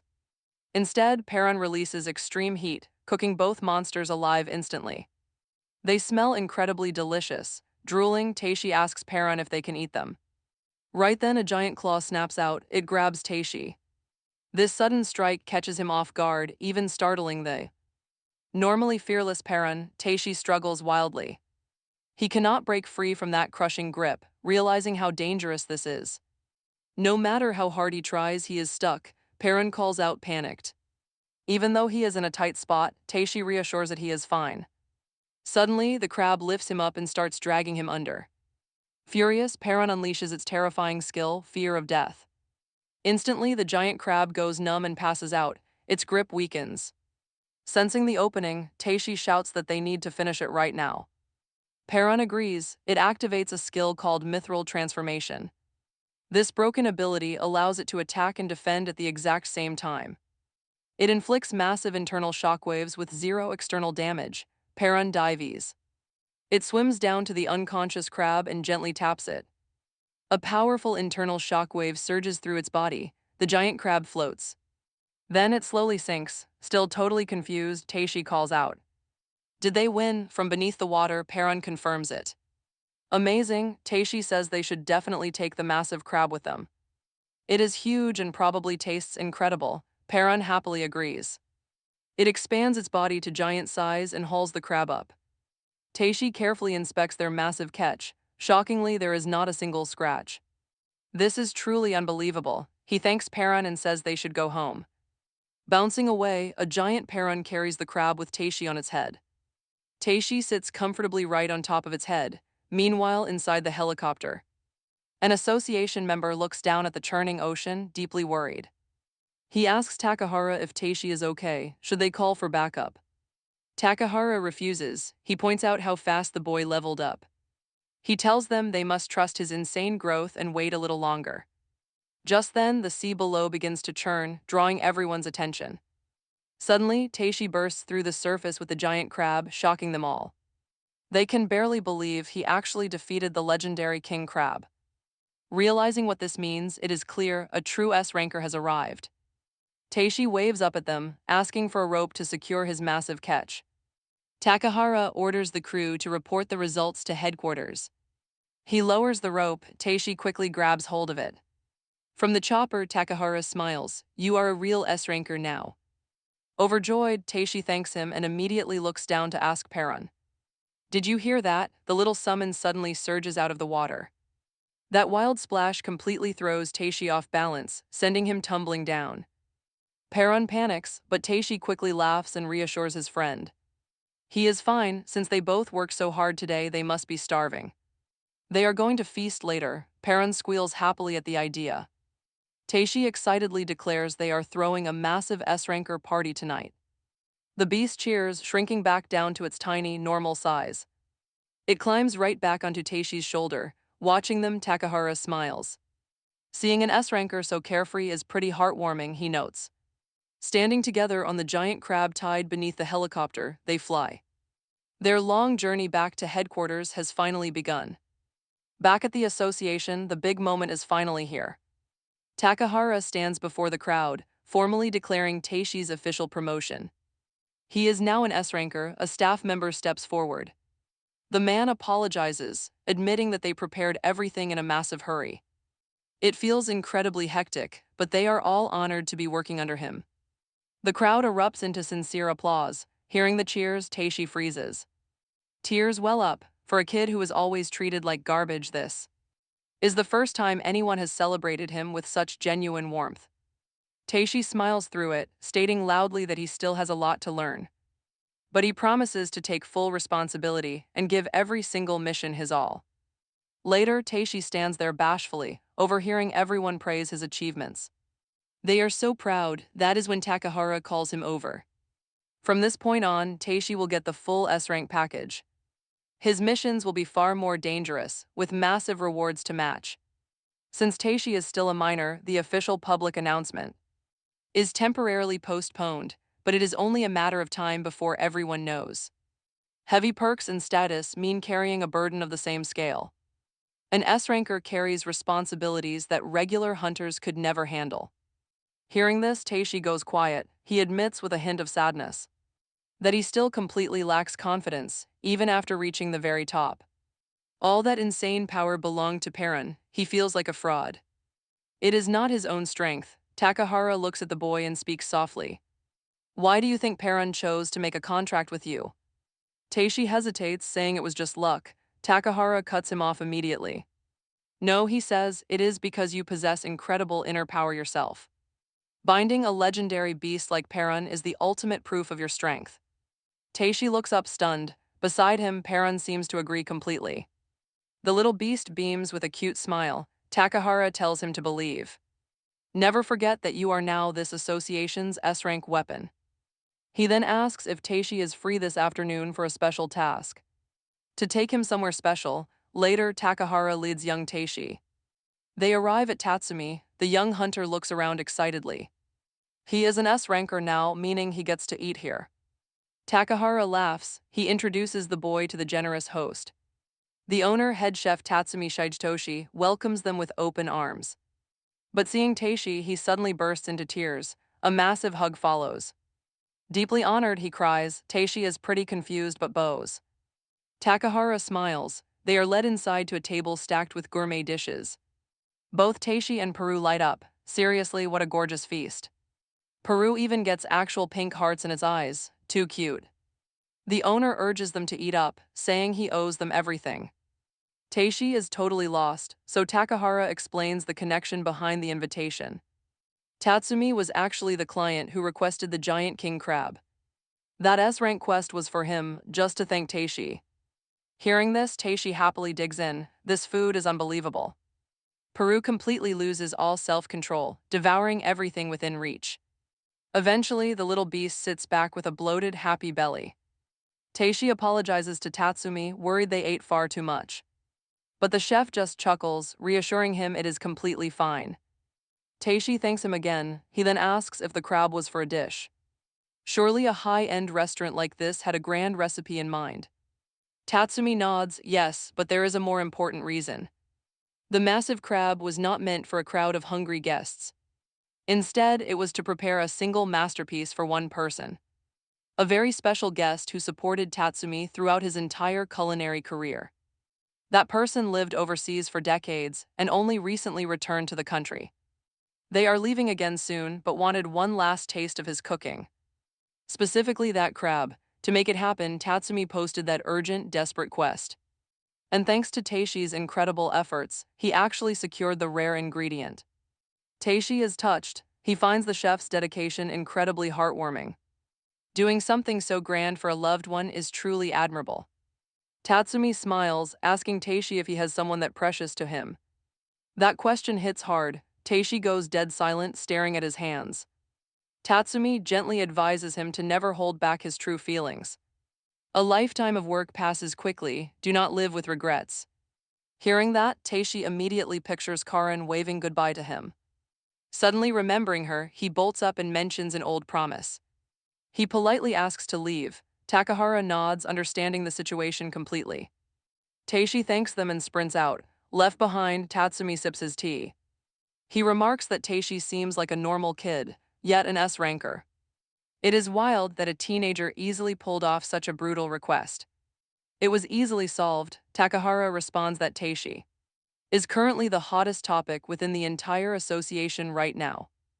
An underage S-ranker is totally unheard of. Tatsumi smiles, asking Takahara to look after him both physically and emotionally because he is still young. Takahara agrees. Meanwhile, Taishi sprints toward his destination with absolute focus. Charging down the street, he eagerly dials Karin's number. But then he pauses, remembering she is probably stuck in class right now. Maybe he should just wait by her house. Going to school feels wrong. Especially since he is a dropout now, but as those thoughts spin, his phone suddenly buzzes with an unknown number and he quickly answers. The voice on the other end introduces himself as Shurikalu, Gecko High's principal. He asks if he is speaking to Taishi, who politely greets him back. The principal explains that Taishi's teacher has not made any real progress. So he decided to reach out himself to discuss Taishi's return to school. It is about their earlier discussion, and he wants to know Taishi's choice. Shurikalu promises that the school will accept every single one of his demands. He begs him to return. Hearing this, Taishi asks if they can talk in person. He wants to meet directly. Soon enough, Taishi arrives back at Gecko High. Walking down the familiar hallways, he decides to find Karin before seeing the principal. Right on cue, he spots Karin walking just a short distance ahead. He opens his mouth to call her name but stops when he sees who is beside her. Some handsome guy is walking right next to Karin, and they look pretty close. Taishi's face drops as he recognizes Nishiyama, the popular soccer club captain. He just stands there, watching them laugh and chat so easily. But before he can process this, those same three bullies sneak up behind him. They corner him, dragging him straight up to the rooftop. There, they demand to know why a dropout like him is showing his face again. Taishi calmly responds that he is just here to see the principal. Shota, the smug leader, stares into Taishi's eyes and freezes. They look completely different. The bullies are too terrified to even touch him after the brutal beating he gave them. Shota swallows his pride, hesitantly asking if Taishi can do him a favor. Specifically, he wants Taishi to restore his sealed skill. Shota whimpers he is completely useless without his power. He pathetically begs for mercy, pointing out that Taishi is now a B ranker.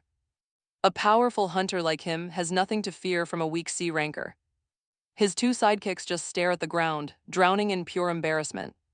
Silence, then Taishi completely shuts them down.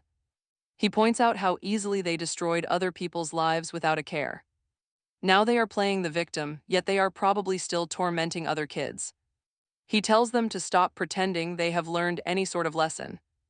As the other two back up their leader, Taishi makes a sudden realization. Seeing them today has actually changed his mind about returning to school. He had no plans to come back, but they just gave him a perfect reason. Since he has the strength now, he is going to clean this place up. Taishi coldly warns them to watch their step, or things will get ugly. No mercy, he will make them pay tenfold. Terrified, Shota desperately promises never to bully anyone again, but Taishi cuts him off. Empty words will not change a trash person like him, so Taishi has other plans. He is going to make absolutely sure of it today, but before he can finish. One boy flees in terror, screaming that his leader is to blame for everything. The other immediately starts whining and denying any fault. Taishi remains unfazed, coldly noting their victims did nothing wrong either. Without hesitating, he unleashes Peruona's terrifying technique, Death Fear. The three of them freeze instantly, completely paralyzed by a sudden rush of absolute dread. A moment later, Taishi stops the technique and turns to Liv. He tells them their panic is nothing compared to the suffering of their victims. The trio remains collapsed on the ground, completely broken by the experience. They are utterly paralyzed by sheer horror. It is an absolute reality check. When Taishi cast that spell, Shota suddenly found himself in a dark void. His two friends stand right there. Shota calls out to them, but they do not respond to him at all. Thinking they are ignoring him, he angrily orders them to turn around. They turn, Shota freezes. Their faces are blurred, blood pouring from their mouths. Overwhelmed with terror, he collapses to the ground as dark shadows begin to swarm him. They close in, cutting off his air and making it impossible to breathe. Just as the horror peaks, his consciousness snaps back to reality. Back in the real world, all three of them push up, drenched in sweat. One boy shakily asks what happened. Shota mutters that the gap between them is far too wide now. Taishi has grown way too strong ever since. It all started when that slime appeared. Did he get it from that dungeon? The other boy nods. Shota suddenly remembers a very useful family connection. Shota orders the boy with an association contact to dig up everything on Taishi. The boy hesitates, nervously suggesting they should probably just leave Taishi alone. Shota completely ignores him, coldly repeating his command to find out everything. Meanwhile, the principal is thanking Taishi for deciding to return to school. He promises that Taishi can come to him anytime if he has concerns. Taishi simply nods, quietly reminding the principal of the promise they made. The principal quickly assures him not to worry. Taishi then leaves the office. Once outside, Taishi quietly asks Peru if this was really the right choice. Peru gives a reassuring response. Thanking his little friend, Taishi heads home. Just as he starts walking, Karin spots him and calls his name. Taishi turns around as Karin runs up to him, asking if he has school business. He explains he had a principal meeting, just as Nishiyama walks up. Nishiyama speaks up, saying Karin has told him all about Taishi. Taishi recognizes him as a senior. Nishiyama smiles smugly, saying everyone knows him. Judging by the senior's condescending attitude, Taishi immediately gets a bad vibe. He quietly decides that Nishiyama is not someone he is going to like. Karin smiles brightly, asking Taishi if he is finally rejoining the school. Taishi nods, apologizing for keeping it secret. Karin is absolutely thrilled. She beams, saying they can finally be together again, seeing her blush. Nishiyama feels a sudden, sharp sting of jealousy burning inside him. He abruptly calls out, challenging Taishi to a match right then and there. This sudden challenge catches Taishi off guard. This senior is pretty weird. Even Peru seems to dislike him. Shortly after, the three of them head out. Back inside the classroom, Taishi and Nishiyama face off. Separated by only a single wooden desk, Karin watches them nervously from the side. Nishiyama bluntly lays down his sudden terms, defeat Taishi in arm wrestling. And he gets to seriously pursue Karin, leaving her completely frozen and speechless in her seat. Blushing intensely, she desperately asks why he is suddenly saying such things. Nishiyama admits he's heard wild rumors about Taishi's legendary strength. He knows that in a real, raw fight, he wouldn't stand a chance. But an arm wrestling match is a different story. He has a shot here. He wants to give it everything. Taishi realizes Nishiyama is a pretty unique guy. Yet beneath that odd exterior, he is completely serious, so Taishi speaks up. He doesn't need anyone's permission to fall for Karin, but Nishiyama sighs. Nishiyama admits he only gets to chat with Karin during their brief club hours. Yet she only ever talks about Taishi. Karin turns into a blushing, flustered mess, desperately trying to quiet him. But Nishiyama pushes on, determined to speak his prideful truth. He wanted to face him directly before asking Karin out, to keep his honor intact. Moved by his determination, Taishi agrees to give this match his absolute best. With no more words left to say, their intense arm wrestling match begins. Karin watches with a soft smile, quietly flattered by their boys' rivalry. Meanwhile, far away at the Akatsuki headquarters, a tense board meeting is underway. An executive reports that the demand for premium mana pools is skyrocketing daily. Securing new sources has become a massive, near-impossible headache. At this rate, their entire dungeon pharmaceutical line could grind to a halt. Karin's father, the powerful corporate chairman, listens closely. The executive explains they hired high-level adventurers to hunt for mana. But the sources are strictly locked inside dangerous, high-tier dungeons. Because of this, their total supply has been steadily dropping. The chairman demands an immediate solution to secure a stable resource stream. They must scout undiscovered dungeons and sign fresh contracts with rankers. The presenter apologetically reports that several of their top-tier rankers have abruptly canceled their contracts to join hands with bitter corporate rivals. The chairman slowly nods, having already read the detailed reports on their departure. As his worried board members scramble to offer desperate solutions, the chairman unexpectedly steps up and takes full personal responsibility for the crisis. He admits this entire disaster is his own fault. In his blind rush for corporate profits, he only focused on moving forward. He recklessly pushed the company forward, completely ignoring the serious, long-term consequences of his actions. Now, that greed has finally come back to bite them hard. Remembering Taishi's pure determination, the chairman stands up with a new resolve. From now on, they will not buy loyalty with cold cash. They will build sincere trust and connect with others heart to heart. Only true honesty can move the hearts of the powerful adventurers. As the meeting ends, the executives whisper in shock at his sudden shift. They quietly discuss his new attitude while he remains behind, lost in thought. He sits there thinking about Taishi, finding him quite interesting. Right at that moment, his phone starts to ring. It is his wife, and his serious face immediately softens up. He asks her if those medical tests of hers are finally finished. His meeting just ended, so he is heading straight to the hospital. Then he asks if she wants to grab her favorite udon on the way home. She happily agrees, telling him they can meet up right outside the hospital. She also brings up that favor she asked of him earlier. He explains that he talked to Karim, but Taishi seems far too busy lately. Because of his schedule, having him over for dinner must wait a bit. Still, his wife warmly insists on cooking him a homemade meal soon. He promises to do his best to set that up as soon as possible. Back at school, Taishi and Nishiyama prepare to lock hands. Taishi looks at Peron resting on his shoulder, telling it to go to Karin. He wants to win this showdown using nothing but his own strength. Peron hops onto Karin's head as Nishiyama looks Taishi in the eye. He asks what Taishi wants, but Taishi says nothing will change. His mind is already made up. This response completely stuns Karin. Nishiyama challenged him seriously, so Taishi plans to return the favor. Seeing both of them get so intense makes Karin pretty nervous. She suddenly stands straight up and yells for them to stop. This is just way too embarrassing for her, so she begs them to quit. After a brief pause, both guys slowly pull back. Nishiyama just smiles, letting Taishi off the hook for today. He makes it clear that he is not backing down out of fear. As soccer captain, he wants a fair fight when his opponent is ready. Seeing this, Taishi cannot help but think what an odd guy he is. A bit later, the three of them walk home from school together. Walking side by side like this feels incredibly awkward for Taishi. Honestly, Nishiyama is pretty much playing the role of the third wheel here. Nishiyama breaks the silence, asking Taishi if he is finally back in school. He happily confirms it, saying he can see Karin whenever he wants now. Karin blushes instantly, wondering how he can say that so easily. Nishiyama notes that they will be seeing quite a lot of each other.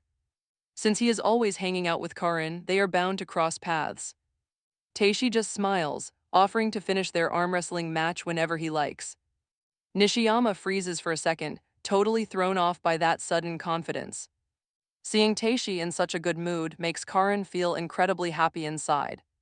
She quietly giggles, but watching them look this close makes Nishiyama go silent. After a few more steps, he announces that he has to head elsewhere. The pair wave goodbye and Nishiyama bids them farewell as well. He promises Taishi that they will have a real match next time. As he walks away, Taishi realizes they never actually got to compete today. Nishiyama heads home, silently wishing both of them the absolute best. Behind his back, Karin turns to Taishi, wanting to talk about something important. Taishi instantly assumes she is continuing her unfinished thoughts. But no, Karin tells him her mother wants to invite him for dinner. He is quite surprised. She adds that both he and Perun are invited. She asks if he is free this Saturday. Taishi happily agrees. He awkwardly admits Perun eats a lot.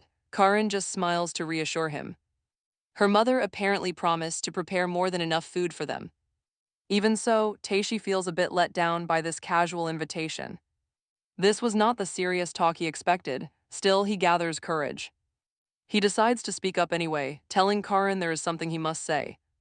This completely catches her off guard, but just as he begins to confess, a mysterious blonde girl suddenly drops from the sky right behind him. She wraps him in a tight hug. She is happy she finally found him.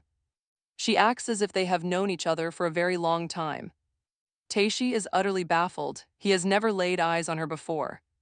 Her tight cling makes him super uncomfortable. He quickly glances at Karin. Karin stares back with disappointed eyes, assuming the absolute worst. Talk about the worst timing ever. Poor Taishi gets caught in another massive misunderstanding. Karin turns around. She begins walking toward a waiting car. She coldly tells him to enjoy his sweet time with his new friend. Taishi desperately calls out, trying to explain he has no idea who she is. But Karin keeps on walking, completely ignoring his frantic cries. Meanwhile, the blonde girl casually remarks that he is taller than she expected. She turns to Perun, who is glaring back at her with a heavy frown. She softly says she is happy to see the little creature again. This leaves Taishi completely lost. He asks her who she even is. Smiling calmly, she reveals her true identity. She is Norn, the dungeon goddess. 6 years ago, deep inside a dungeon, Norn found an injured Perun. The poor creature was suffering from the deadly curse of the Reaper. It was highly lethal. Luckily, she recognized the small, crying beast. She remembered it from before. Gently, Norn reached out to scoop it up. Using her divine magic, she completely healed its wounds with a warm smile. She praised it for growing stronger, then bestowed her divine goddess blessing. Fast forward to the present, and Norn has just introduced herself. Taishi is left completely stunned, but she suddenly backs off. Perun is glaring at her with a highly annoyed look on its face. She quickly apologizes, noting that Taishi is clearly very precious to it. Still flushed red, Taishi tries to process that sudden intense hug. He struggles to calm down, feeling extremely awkward about the whole situation. He can't help but wonder what kind of history she shares with Perun. Suddenly, Norn calls out to the little creature by its name. Taishi wonders if she can read his mind. Meanwhile, Perun happily cheers. Norn steps even closer, stating she has some very important business to discuss. Honestly, though, her absolute beauty makes it incredibly hard for him to focus. She then calls out toward the nearby trees where someone is hiding. A shy girl named Pell slowly steps out, softly greeting them. Perun greets her, saying it has been quite a while. Taishi is surprised to see yet another beautiful girl, but his attention quickly shifts back to Perun, who is glowing with happiness and cheering excitedly. That is when he realizes that they are actually Perun's friends. Seeing this reaction, Norn explains to Taishi that Perun and Pell are best friends, though their story is quite a long one. Hearing that, Taishi feels happy knowing that Perun has some friends of its own. Norn then claps her hands, drawing everyone's attention. She says that now that they have reunited, they must listen carefully to what she is about to say. She calls Pell forward, asking her to explain things properly, but Pell shyly refuses, shaking her head. Norn recalls how Pell was the one who insisted on coming here, so she urges her again. After hesitating for a moment, Pell gathers her courage and loudly blurts out that both Taishi and Perrin are going to die. Surprisingly, her grim words do not get much of a reaction. Taishi and Perrin just stand there completely dumbfounded. Norn sighs softly and says that it is not something easy to understand right away. She also praises Pell for managing to say it out loud. Then she asks Taishi if they can go to the temple, where she will explain everything in detail. At that moment, Taishi notices something strange. Norn somehow seems bigger than before. Norn then starts walking ahead and cheerfully tells Pell to transform. Pell becomes flustered since it was so sudden and she is too shy for it. However, after Norn keeps insisting, Pell asks everyone to step back. In the next moment, Pell transforms magnificently into a huge purple dragon. Taishi and Perrin stare at her, absolutely stunned. What an epic beast. Norn then casually tells them to hop on. They arrive at the dungeon, and as they walk through it, Taishi suddenly feels a wave of nausea. The memory of flying at extreme speed comes back to him, and he realizes he almost died in the sky. Before, he quietly decides that next time he will definitely use Perrin's skills to protect himself during something like that. Norn then tells them that they have arrived. Taishi looks ahead and is surprised to see the same temple where Perrin had found the flower before. He turns to Perrin and asks if that flower was given by Norn. Perrin happily nods and Taishi smiles warmly. He thanks Norn, but she gently tells him to thank Perrin instead. Pell then calls out to them, apologizing for interrupting and asking them to come forward. Taishi agrees and they continue walking until they reach a massive door. Pell shyly tells them that everything that happens beyond this point must remain a secret. She places her hand on the door and it slowly opens. Norn leads them inside. Taishi is immediately mesmerized by the sheer size and beauty of the temple. As they walk deeper inside, they stop in front of a huge painting. Norn explains that the painting depicts another world and the origin of the dungeon, which shocks Taishi. Seeing his reaction, Norn laughs softly and says that it is natural to be surprised. She then asks Pell to explain further. Though shy, Pell begins. She explains that long ago, in a world known as the Other World, there existed something called the Phantom Door. It was believed to connect two worlds, but it was also considered a forbidden gate that could lead humanity to ruin. In that world, people believed that beyond the door lay a place called Utopia, a dream where all human suffering would finally vanish. Driven by hope, desperate crowds rushed the gateway, tearing each other apart just to reach it. But the truth, a total nightmare. This supposed paradise was actually just our normal, messy world, and a truly perfect place never actually existed. She explains that a mastermind behind the scenes pulled all the strings, a being called the Fallen Angel. Cast down long ago, this entity wanted nothing but absolute ruin. Wearing a gorgeous, deeply captivating face, this ancient threat easily seduced humanity, treating them like disposable chess pieces to tear down everything beyond the gate. But when the remaining host of angels caught wind of this, they stepped in to block the disaster, to permanently separate the two dimensions.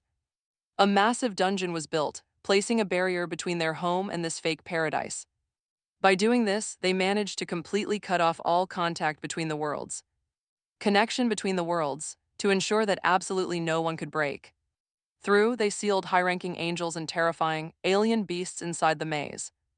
But this extreme fix had a catch. The heavy weight of the dungeon sitting between dimensions caused a rift, threatening to collapse everything back to nothing. Collapse, and right there, Pell finishes her story. She basically explains that the whole dungeon acts like a cosmic buffer zone, a giant safety cushion keeping the two dangerous sides from colliding. Taishi just stands there, totally brain-fried. It is just way too much information to digest all at once. Noticing his blank, lost expression, Norn offers a warm, soft smile, promising that he will make sense of it soon. But then her face hardens, steering them back to the brutal reality. That cold truth smacks Taishi right in the face again. He and Peru are marked for death. Norn admits she is honestly not even sure she should bring this up. But that fallen angel has actually been messing with his life for years. As Taishi struggles to follow, Norn clarifies that the entity is not launching direct attacks. Instead, it has been subtly twisting his everyday life, wrecking his relationships and bringing endless tragedy to everyone he cares about. Hearing this, Taishi flashes back to his parents and his painful past. Remembering how close he came to losing people like Karin, Norn adds that despite those horrible setups, Taishi kept pushing forward. He survived. And just like that, he became the ultimate target. Talk about bad luck. Taishi can barely wrap his head around it, arguing that he did not even do anything special. Right then, Norn suddenly calls out to Peru, catching both of them off guard. Pell chimes in, explaining that Peru is actually the top boss of this whole zone, and Taishi signed a binding contract with it. Seeing him still dazed, Pell awkwardly clarifies that linking up with Peru basically makes him the strongest powerhouse here. He is officially the very first human to actually conquer the dungeon. Taishi stares blankly, and then the sheer weight of her words finally hits him like a truck. Norn points out that this feat was supposed to be completely impossible, meaning the fallen angel definitely cannot ignore him anymore, but she quickly adds that she has total faith in him and Peru to handle whatever comes next. Taishi opens his mouth, trying to ask if conquering this place is actually that important, but Norn cuts him off. Everyone agrees to make the jump, taking us back to a few hours before Taishi entered the dungeon. Karin sits quietly in the backseat of a car, completely lost in her own thoughts. She abandoned him. Why did she just leave Taishi standing there all alone? Norn was just so beautiful. What kind of relationship do they even have? She is totally spaced out. The driver gently asks if she is all right. Karin snaps out of it, quickly assuring him that everything is perfectly fine. Deep down, she resolves to apologize to Taishi the very next time they cross paths. The car rolls on, but suddenly a heavy, unsettling feeling creeps in. Hold on, look up. A mysterious flying shadow is silently tracking their car. Back in the present dungeon, Norn finally breaks the news that they are crossing over. Taishi tenses up, asking if this means he must fight that terrifying fallen angel. Norn simply sighs. If the time comes, Providence will guide them through. Silence, the sheer reality of it hits Taishi hard, bringing him down. Norn understands his fear, reminding herself that he is still just a young high school kid. Prom notices his distress. The little creature gently tries to offer comfort. Looking at his little companion, Taishi remembers his solemn vow to protect it at all costs. He takes a breath, steeling his resolve. He looks Norn dead in the eye and confirms that he is ready to go. She offers a soft smile, assured that with such determination they will conquer anything. As long as he and Prom stand together, they will be just fine. Pell pipes up hesitantly, suggesting there might actually be some perks to this journey. Confused, Taishi listens as she explains how power brings a major benefit. If he grows strong enough, he will finally understand Puron's actual words. He presses for details, so she reveals that their massive level gap is the only barrier. Right now, Puron's level is too high for him to decode its native speech. But close that gap, and he will naturally understand his contracted companion. After all, Puron is a creature native to that other realm.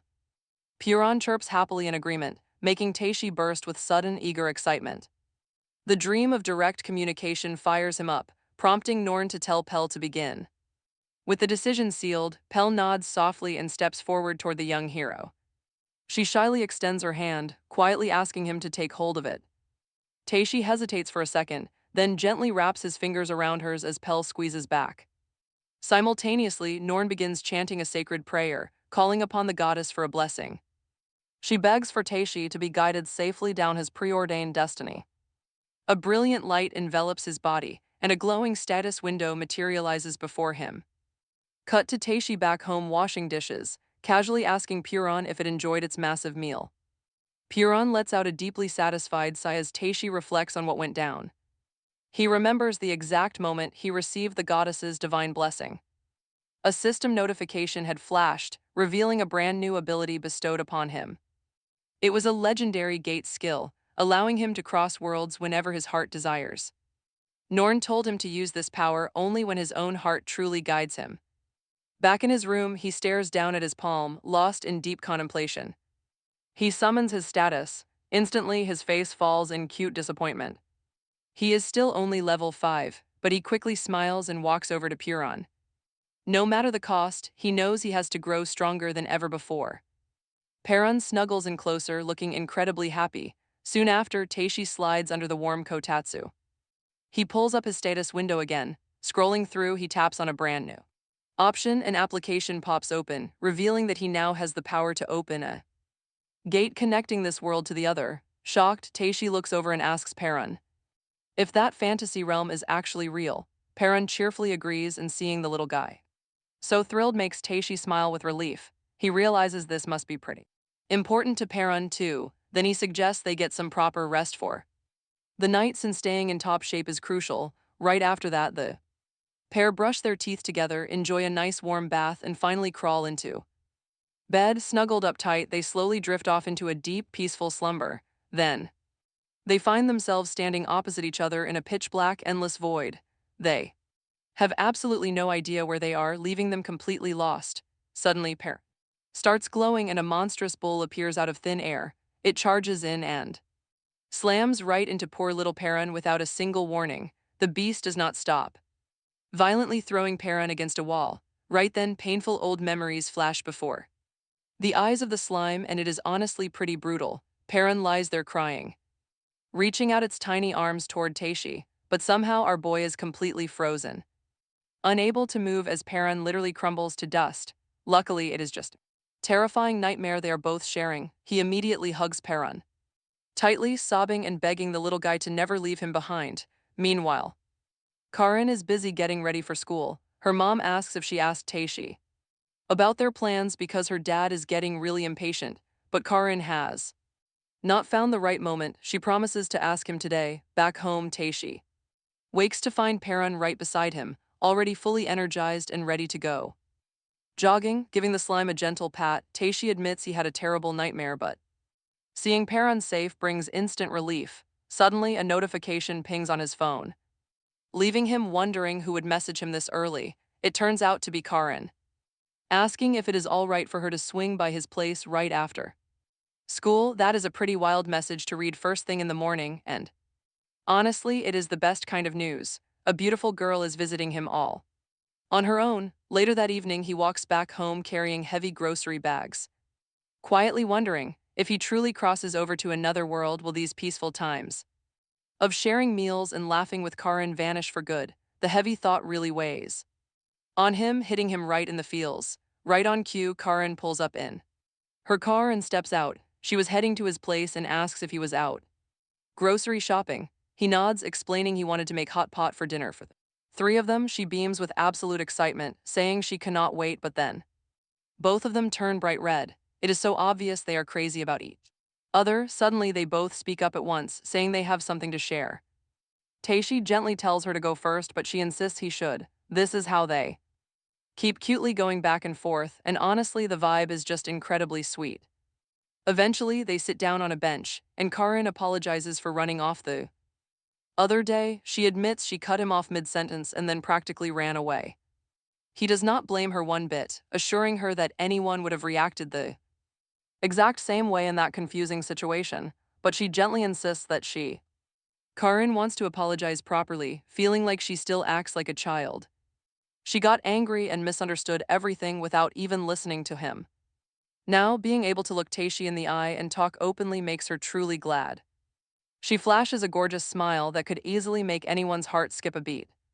His serious face melts as he looks back at her. He finally opens up, quietly explaining everything about the other world. He admits that a wild story like this must be pretty hard to believe. But Karin just smiles, saying she trusts him completely because she has been watching him. Our main guy is practically about to burst into tears after hearing that. He is completely in his feelings, and honestly, who can blame him? Prone gets super excited, watching their ship finally set sail. Karin suddenly stands up and turns around, asking if he can take her along. She asks to join him in the other world, shocking Taishi. He asks if she is truly serious. This is no game. A fallen angel is waiting, and Lady Norn warned of major danger. Karin grabs his hands, saying that is exactly why she must go. He has always stayed by her side and protected her whenever she got hurt. So this time she wants to stand strong and support him instead. Hearing this, our guy is clearly shaken by her deep resolve. Karin knows the risks and why he hesitates to involve her, but she believes. She insists there are things she can do to help him out. Since childhood, she was a normal kid, absolutely fascinated by fantasy. While other kids got hyped over normal superheroes, she loved dungeons and monsters. She was always drawn to those secrets, researching everything she could find. Before she knew it, her bedroom was completely filled with messy research. Maps and notes covered every wall, a total fantasy nerd behavior. Her mother even lectured her, saying she was taking things way too far. Sometimes she doubted herself, but the thrill kept her heart racing and she could not stop. Back when she was little, her father used to tell her endless dungeon legends. Even to this day, she can still clearly hear his warm voice. That memory gives her hope that she can grow stronger and stand by his side. Taishi hesitates, pointing out that he is an orphan with nobody to worry about. But she has a family, and he asks if she should talk to them first. Karin agrees, but then immediately invites him over for dinner tonight. She wants to share a family hot pot, completely catching Taishi off guard. This sudden invitation to her house has him totally frozen in shock. And just like that, Taishi finds himself sitting inside Karin's family home. He enjoys a delicious hot pot dinner before finally deciding to confess the truth.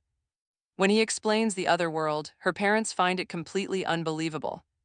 Karin's father looks deeply troubled, suddenly calling out Taishi's name. He demands to know why such critical secrets were kept hidden for so long. Taishi quickly apologizes, as Karin's father realizes the danger is still very real. If word about an unconquered dungeon ever leaks, it will trigger massive panic. Instead of getting angry, her father suddenly bursts into loud laughter. He gladly agrees to keep this massive secret strictly between the four of them. Karin's mother tries to calm her husband, apologizing to Taichi for his behavior. He always loses his mind over dungeons, classic dad behavior. Every kid's ultimate childhood dream, Karin's mother quickly snaps him out of that ridiculous, goofy act, reminding him they still need to discuss Karin's future. Her father gently asks if she is truly okay with this. She nods, seeing how serious she is. He will not stop her, but under one condition: whenever they find themselves in trouble, they must rely on them. If Taich can promise that, then he has no issue letting him take her along. Hearing this, Taich eagerly promises that he will absolutely lean on them. It almost feels like the father is handing over his daughter, demanding sacred vows from Taichi, the literal groom here. Overjoyed, her father adds they are already deeply indebted to Taichi, and the Akazuki group will happily cover all their travel funds. Taichi warmly thanks him, but protests that this is far too generous. Her mother immediately cuts him off, noting he has always been so humble, but this time he must accept without any hesitation. After all, he saved Karin's life and she wanted to repay that debt ever since. Her father strongly agrees, vowing to remember this kindness forever. The atmosphere turns incredibly genuine for a moment, and they clearly mean every single word. Suddenly, Taichi's phone rings, so he steps aside to answer. It is Tatsumi calling to say a massive load of Dungeon C Bream arrived today, but a regular customer canceled their reservation. Because of that, he invites Taichi to come feast on it, knowing Perron will be completely thrilled. Taichi mentions they literally just finished eating, but then he quickly notices Perron already drooling the second the fresh fish is mentioned, so he asks if it is okay if 3 more guests join them. Tatsumi is totally fine with it, asking if these guests are his friends, but Taichi smiles, calling them his family. Instead, saying that, he looks over at Karin's parents with a warm, gentle gaze, and honestly, that sweet moment hits right in the feels. Later, they cross over to an entirely different world, landing in a harsh, unforgiving desert where Karin struggles to walk across the shifting sand, eventually tumbling forward. Taichi immediately extends a hand to help her, asking if she is all right. Karin reaches back, taking his hand as she stands, offering a soft thank you. She then reminds him of their promise before coming here, specifically that he would call her Karin instead of Akazuki. Taichi sheepishly apologizes, explaining he is not used to it, before telling Karin they will get there. This completely sends her over the moon, her heart fluttering, before coming here. Stepping through the portal, Lady Norn used her magic to analyze Karin, discovering that the very threads of fate between Taichi and Karin were connected from the beginning, since That is what destiny decreed, they must accept it. She then bestowed a special protection upon Karin, ensuring she remains by Taichi's side whenever he needs support. This divine blessing was designed for that exact purpose, returning to our sweet duo. A massive sandstorm is currently tearing through the desert, trudging forward with immense difficulty. Karin asks where this path even leads, but poor Taichi honestly has no clue either, suggesting they head where the wind feels weaker to escape the raging storm. He then asks Perrin to launch a slime cannon, hoping it can rocket high into the sky and scan for any signs of nearby civilization. Adorable slime immediately fires its cannon to launch itself upward, and after a while, Perrin acts fast, firing a high-powered slime cannon to launch himself straight up into the clouds. It zooms right back to Taichi's face, using tiny, adorable hand gestures it points toward a new path while babbling in a cute baby voice. Seeing this, Taich gently pinches Perrin's cheeks. He decides they should follow the direction pointed out. After hiking for a long stretch through the forest, the journey is rough. So Karin asks for a quick breather. Taichi immediately agrees to stop and rest. He finds it exhausting because the scenery simply never changes. Out of nowhere, Perrin perks up. Wild hyenas with flaming ears suddenly surround them. They leap out to attack right away. Taichi quickly orders Perrin to throw slime. The little companion molds small projectiles from its soft body and hurls them directly at the beasts, easily knocking them flat. Taichi turns to ask if Karin is doing all right. She nods, admitting she never expected Perrin to be this strong. The compliments make Perrin absolutely thrilled, posing with adorable pride.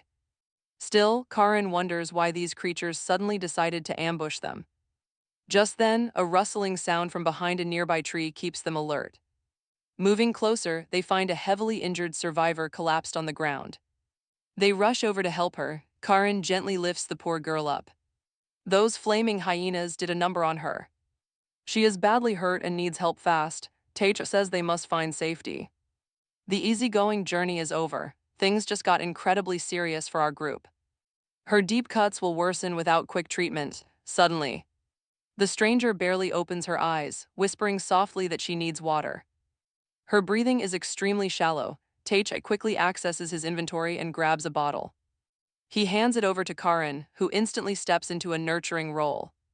Honestly, seeing her take charge like this makes her look like total wife material. While Karin helps her drink, Taichi notices something odd. She looks mostly human, except for the distinct cat ears. Soon, she fully wakes up and sees two unfamiliar faces looking down, but once she registers they are humans, she panics, lunging forward to strike Taichi. Her sharp claws swipe through the air with sudden, aggressive hostility. Thankfully, Taichi manages to dodge the sudden strike and wonders why her behavior flipped so fast. She glares at them, demanding to know what humans are doing here. Taichi takes a step back, realizing she is targeting them. He tells Karin to stay behind him for safety. He explains that she was begging for water earlier and they only wanted to help. They honestly mean no harm, and he tries hard to keep calm. He knows Perrin's powerful barrier is active, meaning he can easily protect Karin. But the instant the word water registers in her mind, her face softens. Looking completely interested, she perks up. Taichi holds out the bottle, offering plenty. Although still a little cautious, her intense thirst completely wins the struggle. Grabbing the bottle, she drinks to her heart's content without a second thought. She does not even worry if it might be poisoned. Luckily, the humans she ran into are our friendly heroes. After downing 3 entire bottles, she happily purrs that it is cold and delicious, making our duo feel like proud parents. She sheepishly apologizes for attacking them so violently earlier. Taichi assures her it is perfectly fine, but insists they must treat her wounds on her back and legs, washing them off with water first. She pulls back immediately, saying she cannot waste precious water on her wounds. But Taishi insists that healing her painful wounds is far more important than saving water. He wonders if just washing them is enough or if they should do more. He asks Perrin if he can clean the cuts, and the loyal slime immediately nods in agreement. Perrin quickly leaps onto her back and prepares his special skill called Dissolve. While it normally melts anything, adjusting the output allows him to safely seal open flesh. Within mere seconds, the young cat girl watches her painful gashes completely close up. It is a completely clutch recovery. Taishi praises Perun, then plans their next move with Karin. Together, they gently wrap her in bandages, and she stands up fully energized. She bounces back with complete energy, smiling at how different they are from other humans. At least compared to those scary stories her grandfather told. Karin asks her name. The adorable girl replies that she is Nekoma, a name they find incredibly precious and sweet. Honestly, they are pretty adorable themselves. Soon, everyone happily shares their own names. Nekoma softly asks Taishi if they have any water left, and he hands over another bottle, assuring her that they have plenty of supply if she still wants more. But she hesitates, explaining she actually wants to save the water for her beloved parents. She wants to bring some back to everyone in the village. Karin steps in. She asks if Nekoma was targeted by those wild hyenas while searching for a water source. Nekoma nods, explaining that her entire tribe is currently suffering from a severe drought. Everyone is completely desperate for water, which is why she ran off alone to save them. Taishi looks at her. She is so small yet carrying such a massive burden. It really hits him deep inside. He gently asks Nekoma to lead them to her parents. He wants to help. Karin and Perun are totally on board, immediately cheering in agreement. It is officially decided. This makeshift family is going to step up and rescue her tribe. Taishi claims he is just a big brother, but he is radiating total dad energy. After resting for the night, they pack up and begin their journey directly toward her dry hometown. Reaching the borders, they spot the first actual village since arriving in this strange world. Wooden fences protect the perimeter, closely guarded by two heavily armed and suspicious cat beastmen. The guards immediately tense as they spot Nekoma approaching with strangers following close behind her. Calling out in alarm, they urgently call out for Lady Nekoma to run over to safety. They aggressively demand to know what the humans want, but Nekoma quickly defends them. She yells that Taishi and his friends are good people who saved her from vicious monsters. She warns the guards that she will not tolerate any rudeness toward her saviors. The little girl is dead serious, forcing the stunned beastmen guards to quickly bow and apologize. It is incredibly rare for her to advocate for humans with this much intensity. They do not quite understand, but they simply cannot turn away her guests. Bowing their heads, they open the wooden gates and reluctantly let the group pass inside. Nekoma runs straight into the arms of her crying mother, Rin, who tightly embraces her daughter. Rin turns to Taishi and Karin, thanking them through tears for saving her child. Taishi brushes it off modestly, saying they only did what any decent person would have done. Suddenly, the chief of the catkin named Jeff appears, who is also her grandfather.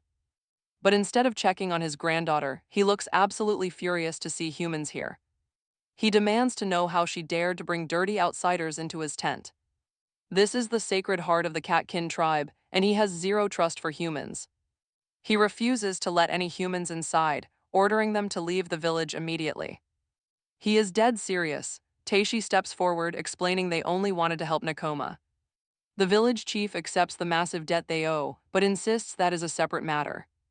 No humans are welcome here. He demands they leave immediately. Hearing those cold words, Nekoma breaks free from her mother and runs to her grandfather. She cries out that Taishi and his friends are not bad people. They saved her from monsters, and she will never forgive him if they leave. Her mother steps in to back her up, pointing out a very harsh but true reality. Without them, Nekoma would be dead. They are different. At least let them rest. Please let them stay until the sun sets. The chief grits his teeth, telling them to do whatever they want before turning away. He storms off to sleep on the bare desert sand, refusing to stay near these outsiders. He absolutely refuses to breathe the same polluted air as these human outsiders. But the arrogant old man immediately trips over his own cane, face-planting right in front of them. Later, they tuck the old man into bed, and Rin brings a cup of water. Rin explains they have plenty of water thanks to Taishi sharing his own precious supplies. Rin admits it has been forever since they enjoyed such a rare luxury.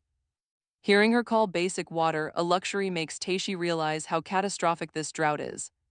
Honestly, seeing basic survival treated as a luxury is pretty heartbreaking, so he decides to break the awkward silence, asking how long this terrible shortage has plagued their village. Rin admits it has been 3 years since their rich lands dried up. Everything changed on the day a giant, flaming earthworm suddenly appeared. Ever since its arrival, not a single drop of rain has fallen on their lands. The rivers grew thinner and thinner, but Taishi tells her to leave this matter to them. He promises to take care of everything, recalling his absolute, unbreakable pledge to Nekoma. He stands up alongside his excited Peron, heading outside immediately. He steps outside, finding desperate villagers lurking around with completely hollow eyes. They wander aimlessly, looking just like withered, dying plants that have not seen water in years. Nekoma follows him, and he promises to fix everything. He tells Peron to do his part, and the loyal slime is absolutely ready to go. He leaps high into the air, sparking with pure lightning. He activates his ultimate skill, blessing from the heavens, releasing a massive cloud of steam. Heavy thunderclouds rapidly roll in, completely blocking out every bit of the scorching desert sun. A massive storm begins to pour heavy rain over the dry desert. Suddenly, everyone in the dry village feels a massive, comforting surge of life returning to them.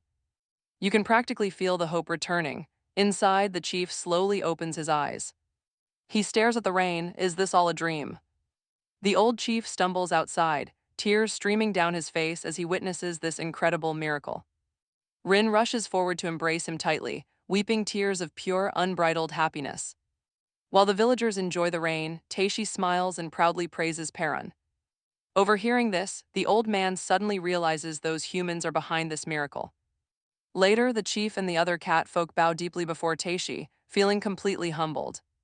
They look up, begging to know how they can possibly repay him. Taishi gets incredibly flustered, immediately telling them that they must raise their heads right away. The chief asks about the slime, and Nekoma proudly introduces. With Peron being a sacred slime, the old man kneels and offers his deepest thanks. He is incredibly grateful. In response, Peron gets so excited and leaps straight into the air. The little guy is absolutely loving the praise. Meanwhile, some cat folk spot thunderclouds, gathering outside the tribe, and rush into the village to see what is happening. Leading the group is Nekoma's father, Ren, who suddenly bursts into the room. He is worried because rain out of nowhere seems like an impossible miracle. But the moment he spots Nekoma, his worry turns into a harsh lecture. She left without a word, and he has been searching everywhere for her. He feared the desert sand had swallowed her, but Nekoma just looks apologetic. She explains she only wanted to help since everyone was suffering without water. If she could find even a little, she could finally be useful. Her father calms down and softly tells her never to take such risks. Without permission, she could get hurt and everyone would worry. Nekoma promises she will be careful, and they share a warm, relieved embrace. Suddenly, his eyes lock onto the human standing nearby, and he instantly freezes. Disgusted, he growls and demands to know why humans are in their village. The old man pats his shoulder to calm him down, which only confuses him. He cannot believe the human-hating elder is actually letting these strangers stay. Once he gets filled in on the details, he deeply apologizes for his outburst. He offers sincere thanks for protecting Nekoma and bringing her safely home. Nekoma is happily resting on Karin's soft lap. Talk about the ultimate cozy spot. Watching his daughter cling to her so easily, Ren feels he can trust them. Still, Taishi notices their lingering resentment and decides to ask about it. He asks what went wrong between them, and Ren begins to explain. It turns out humans betrayed them. Once, El Dorado was a lush paradise. Green forests stretched out, and beautiful rivers flowed through the land. They traded peacefully with humans alongside over 50 companions, but then everything changed. One day, humans unleashed a monster, and the land was swallowed by sand and fire. That nightmare was a giant flaming worm, costing them many brave warriors. They failed to defeat the beast, leaving only 53 of the catfolk alive. At this rate, they will eventually lose everything they have left. Hearing this pains Taishi, who looks over at Nekoma happily playing. He resolves to fix the root cause of their suffering, not just the water. Standing tall, he asks Ren to let him and Peron help defeat the flaming worm. It is the only way he can truly keep his promise to Nekoma. Soon, the group of catfolk and our heroes set out to hunt the monster. With Ren leading the way, they approach the worm's territory, bracing for battle. Luckily, they did not come unprepared. Ren had spent the entire week training them. He drilled the basics of combat, physical conditioning, and battlefield formations into their heads. They even learned how to read the enemy's presence. Since Karin was not much of a fighter, he focused on her spear work. She learned to attack and defend with a single spear in a brutal boot camp. Flashback to the planning phase, where Ren carefully explains the worm's deadly moves. He warns them that its opening move is a massive meteor attack. Blazing fragments rain down mercilessly from the sky, covering the battlefield. Against this apocalyptic onslaught, their only option is to brace and endure. Sadly, many allies cannot escape. Dozens of brave warriors are wiped out. It is a devastating hit to their ranks. Still, Taishi refuses to let Karin fight. He warns her that expecting protection out here is a fatal mistake. Out on this battlefield, that mindset will get you killed. While Taishi and Perun can cover some ground, he needs her safe in the village. But Karin is too stubborn to back down, refusing to change her mind. She is going with them. Karin knows she is weak, but she refuses to run. Cowardice is not an option. If the enemy is this massive, they need every hand. They have to fight back together, even if her contribution is just a drop. She just wants to support Taishi and the rest of the squad. Honestly, you have to respect her absolute resolve here. Suddenly, the ground shakes. The flaming giant worm finally emerges, its head roaring with hellish fire. The creature radiates a scorching heat intense enough to incinerate the entire land. Standing before it, Taishi and Karin realize the rumors did not do it justice.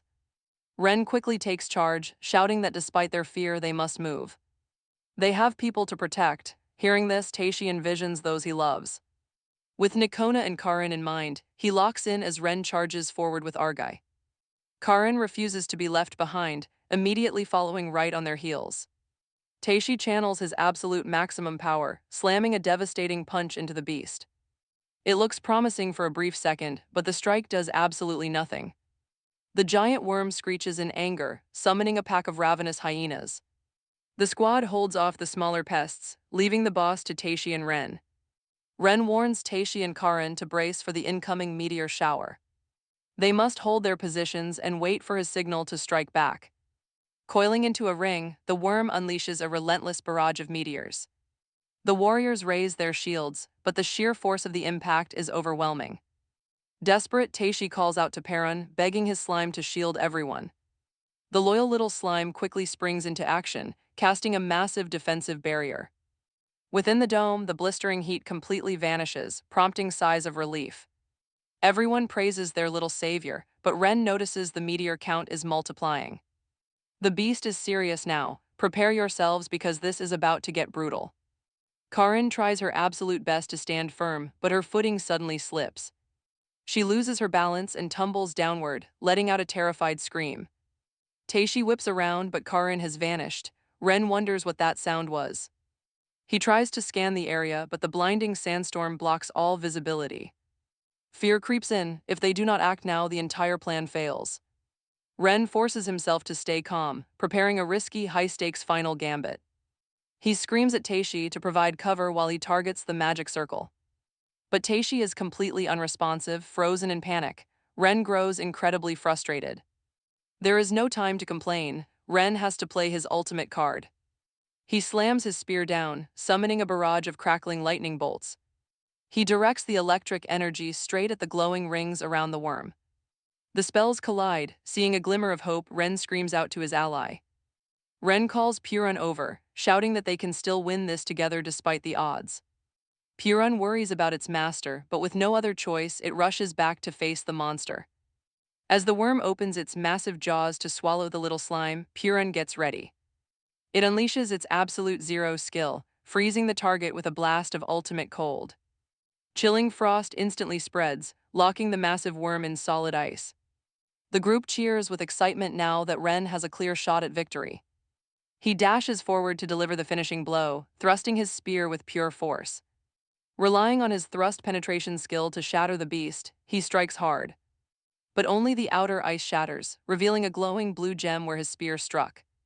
Steam rises as the frost melts away under the heat of the fire beast. Free from its frozen prison, the blazing worm thrashes and shoves Ren backward. Ren loses his footing, his strength failing as he begins to fall. But Perun quickly stretches its body, cushioning his landing just in time. Ren thanks his loyal companion, realizing the worm is suddenly twice as strong. That strange gem definitely was not there earlier, meaning they just made a huge discovery. If that gem is the key, he will find a way to break it. Meanwhile, Taishi is completely falling apart, weeping on the ground. He desperately apologizes to Karin, sobbing over how weak and helpless he feels. He truly believed he had grown strong enough to keep her safe. But Ren stays on high alert, calling for backup to distract the beast. He is certain that glowing blue gem is the monster's only weak point. However, the furious worm sweeps its massive tail, battering the entire cat squad. Ren and Taishi are sent flying by the impact, crashing hard onto the dirt. Nobody has the strength left to stand as the worm gathers even more energy. Its purple ring crackles and shifts into a blinding yellow electric aura. This spells absolute doom, leaving only Puron standing to defend the fallen warriors. The beast fires a lethal lightning beam, but Puron dodges and transforms. Shaping itself into a spinning drill, the slime aims straight for that hard gem. As the drill bites in, the worm screeches and thrashes in absolute agony. It violently thrashes its tail, but Puron refuses to back down and charges again. Unfortunately, another massive electric blast strikes the slime, blasting it backward. Puron crashes right next to Taishi, exhausted, battered, and at its absolute limit. Seeing its master hurt, the brave slime expands its body to heal him. But Taishi saw how much his companions suffered just to protect him. Sobbing heavily, he begs his friend to stop, tightly hugging its massive, squishy body. Puron squeezes him back, tears pooling in its eyes as they prepare for the end. But right before the final blow lands, Karin arrives completely unharmed. Dressed in new gear, she holds a beautiful bow radiating with ancient fairy magic. She unleashes a glowing arrow at the beast, stunning both Taishi and Puron. She commands Taishi to snap out of it, arriving at the perfect moment. He had completely lost hope, believing his friend was dead and waiting to die. But seeing her standing there alive instantly floods Taishi with a surge of relief. Puron feels the exact same way, and the little slime is ready to fight again. Karin reminds him of his promise to Nakoma, telling him they cannot quit now. They are going to win this battle together and finally make it back home. She looses another arrow, a shot powerful enough to pierce straight through the giant worm's flesh. Ren slowly opens his eyes, taking a long, quiet second to figure out what just went down. He is completely stunned to see a massive hole ripped right through the worm. Looking around, he spots Karin, alive and sporting some seriously stylish new gear. He's stunned, it completely catches them off guard while she stays calm. She quickly notices that the giant worm's regenerative power is absolutely absurd. Totally built different, this makes the entire struggle incredibly annoying. We flash back to when she tumbled down the slope into a hidden oasis. Down in that beautiful place under the desert, she overheard Ren discussing its weakness. That jewel might be its soft spot, where she also found a fancy bow. Now she wants to test his theory and suggests a bold strategy. She will freeze the creature in place while Taishi smashes the jewel. Strike now, he gathers his resolve while little Peru shrinks down. Taishi apologizes to his tiny companion for pushing it so incredibly hard. He says thanks for protecting him, gently holding his tiny friend close. Power surge, the grateful creature reaches out to share its mystical power. A shape-shifting mithril sword appears, adapting instantly to its new owner.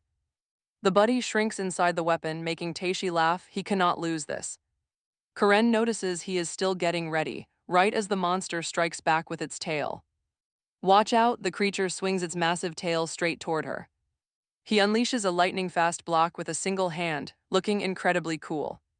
Not on his watch, with one swift strike he slices the creature's tail away. Turning to Karin, he brings some major romantic comedy vibes to the scene. He offers his hand with a charming grin, pulling her along with him. She is absolutely furious at the massive beast for putting them through this. It's payback time, she lets another powerful, glowing arrow fly. Instead of direct damage, the shot forms a massive cage around it. No escape, trapped and helpless, it is Taishi's moment to shine. He leaps inside, landing several brutal strikes before shattering the weak spot. As the core breaks, he wonders if he kept his promise to them. Is it finally over? Our guy is praying this wraps up the entire fight cleanly. Incredible cut, he sliced the entire massive creature right in half. Simply unreal, Ren watches, unable to believe they actually won this. Tears of pure relief fill his eyes. Beside him, Karin and Peru celebrate. They celebrate together. Suddenly, Taishi spots the nearby hyenas. Looking worried, they leave him to wonder if they protected the beast. Poof, the stubborn villain finally dissolves away into thin air. The magical cage fades, and our heroes claim a rare seed of feelings. Party time, back at the village, a massive celebration kicks off. Everyone is cheering, and Ren gives all the credit to our main trio. He admits that without their help, absolutely nothing would have survived. Neither this village nor his brave comrades would be standing here. Warmly thanking all three of them, he calls them their savior heroes. Taishi jokingly teases him for finally remembering little Peru's actual name. Ren blushes deeply, muttering to stop bringing up such embarrassing details. Still, he smiles, declaring this a shared victory they must celebrate. They toast grandly together. The others cheer back, making the whole vibe incredibly warm. Suddenly, Karin hears a strange sound behind her. Is it a surviving hyena? But no, it is Nekoma, trembling and crying in fear. The moment she sees Karin, she hugs her tightly, crying that she was trying to be good. She just got so worried about them, especially with the harsh sand and wind on the way. Plus, she is starving. Karin immediately understands her scrambled words and calms her down. Everything is fine now, she gently tells the girl she did her absolute best. But Ren scolds her, demanding to know why she came here of all places. He reminds her that he warned her it was dangerous, questioning her broken promise. What was she thinking? What if something terrible had happened on the way? While he has a perfectly good reason to worry, she suddenly fires right back. A total dummy, her sudden outburst completely shocks everyone standing around them. He always tells her to stay safe while leaving her behind whenever he fights. Even Taishi and Karin left her, making her panic about being left alone. She was terrified they would never return, crying out why they could not promise. All she wanted was a simple promise to hear him say he was coming home.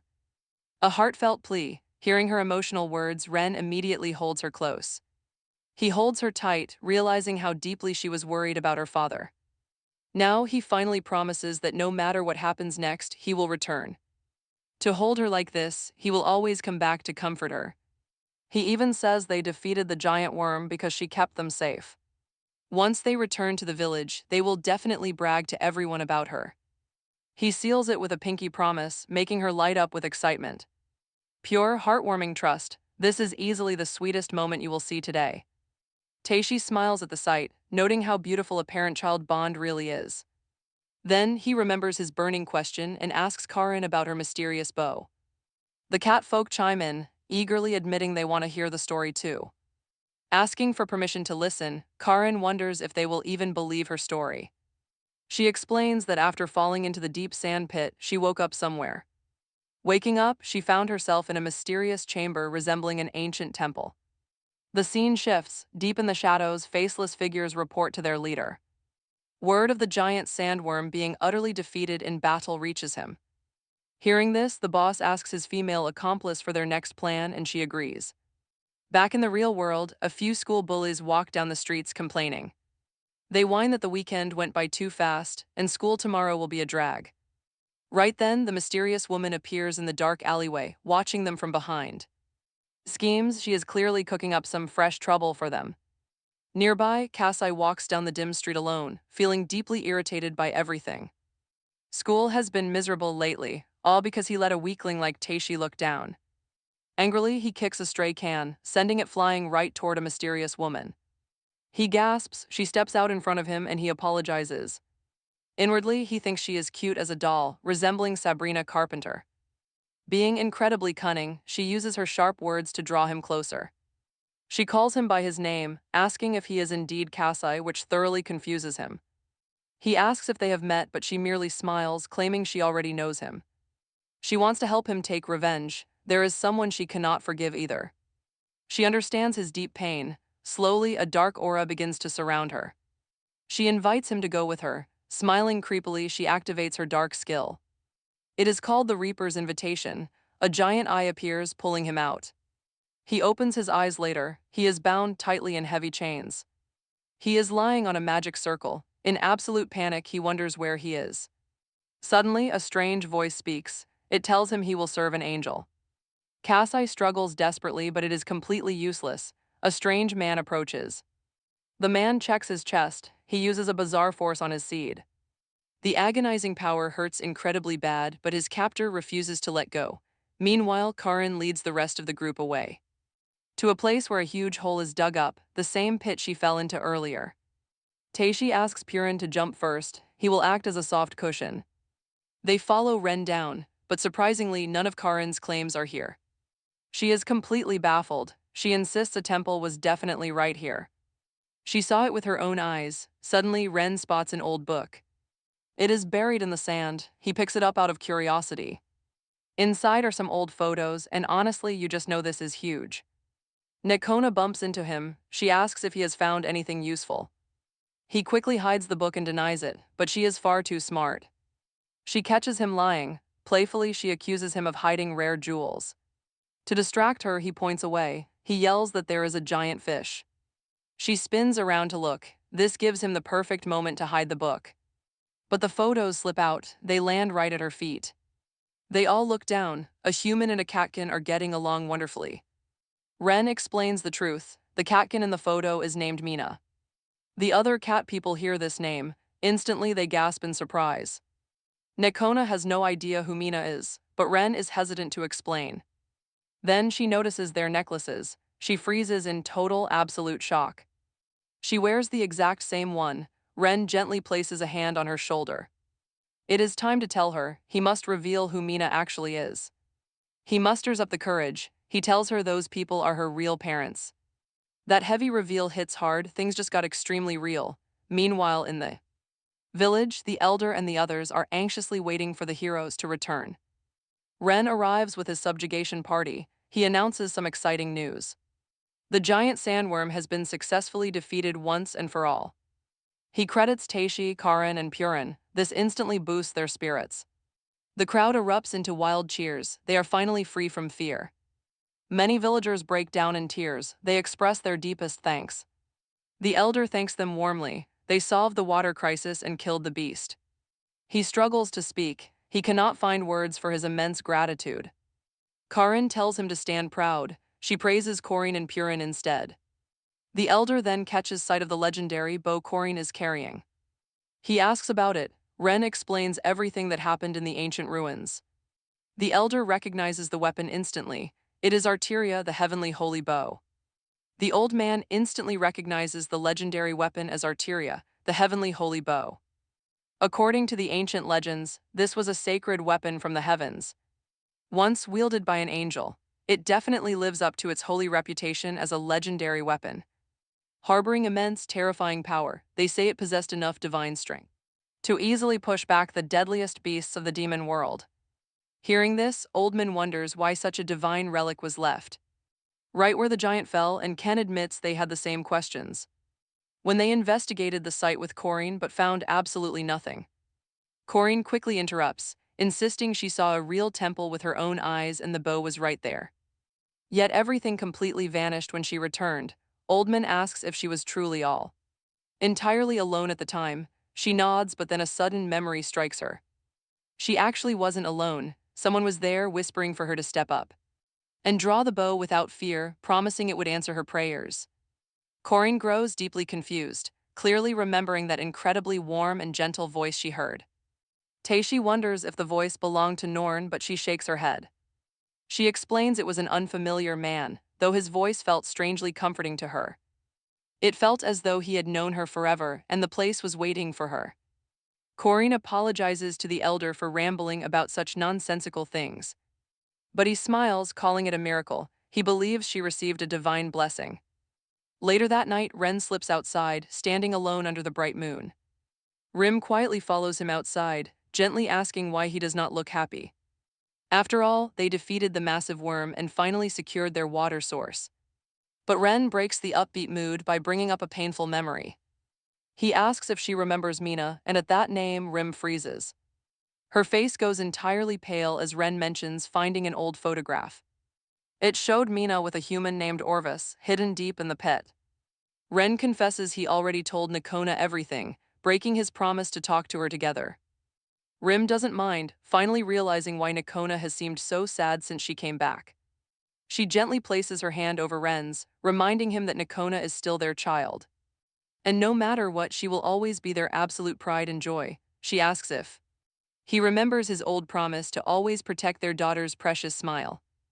Nikona grew up receiving more of his love than anyone, so he needs to stay strong. Afterward, she plans for them to talk to Nikona together once again. Meanwhile, Nikona sits under the moon, and honestly, you have to feel for her. She wonders about her real parents, staring deeply at her mysterious pendant. She stares at it all night until the bright morning sun wakes everyone up.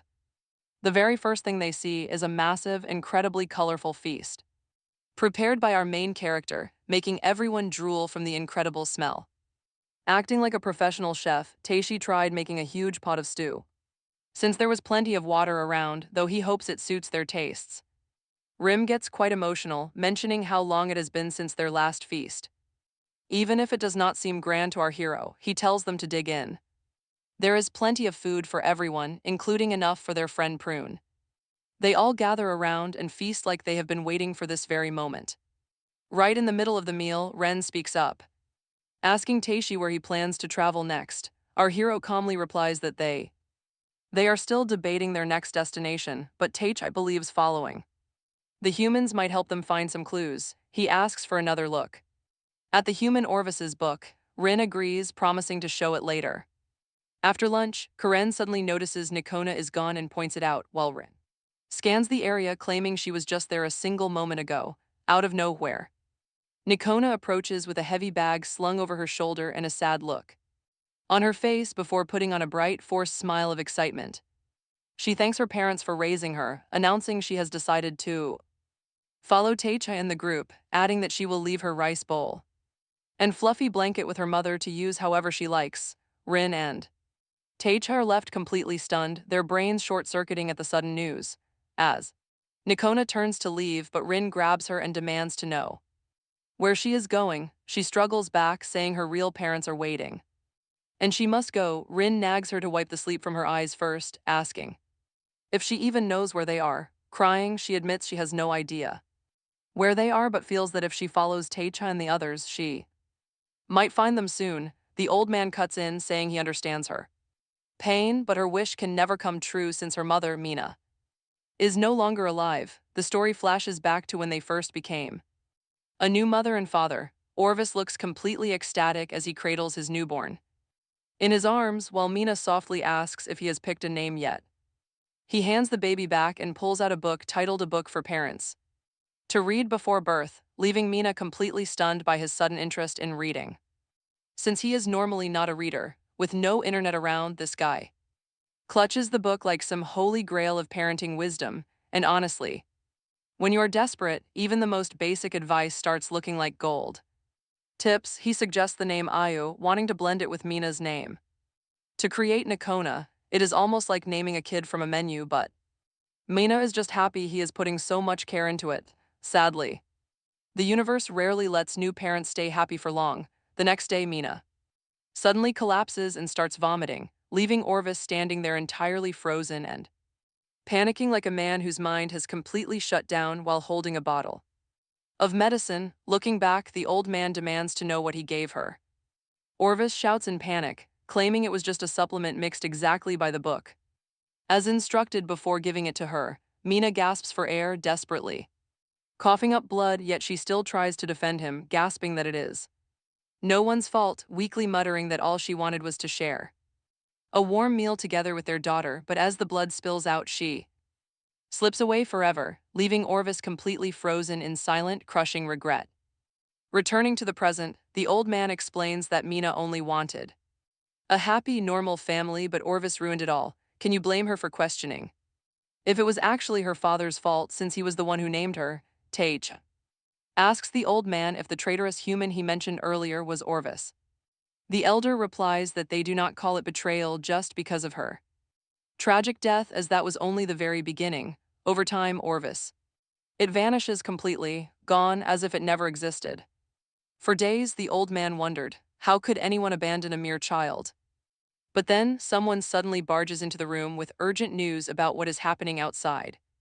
Stepping outside, they find Orvis has transformed into a cold, ruthless creature. He committed a betrayal far worse than Reunites and Bertholdt ever did. He brings a massive, flaming earthworm. Talk about a complete nightmare.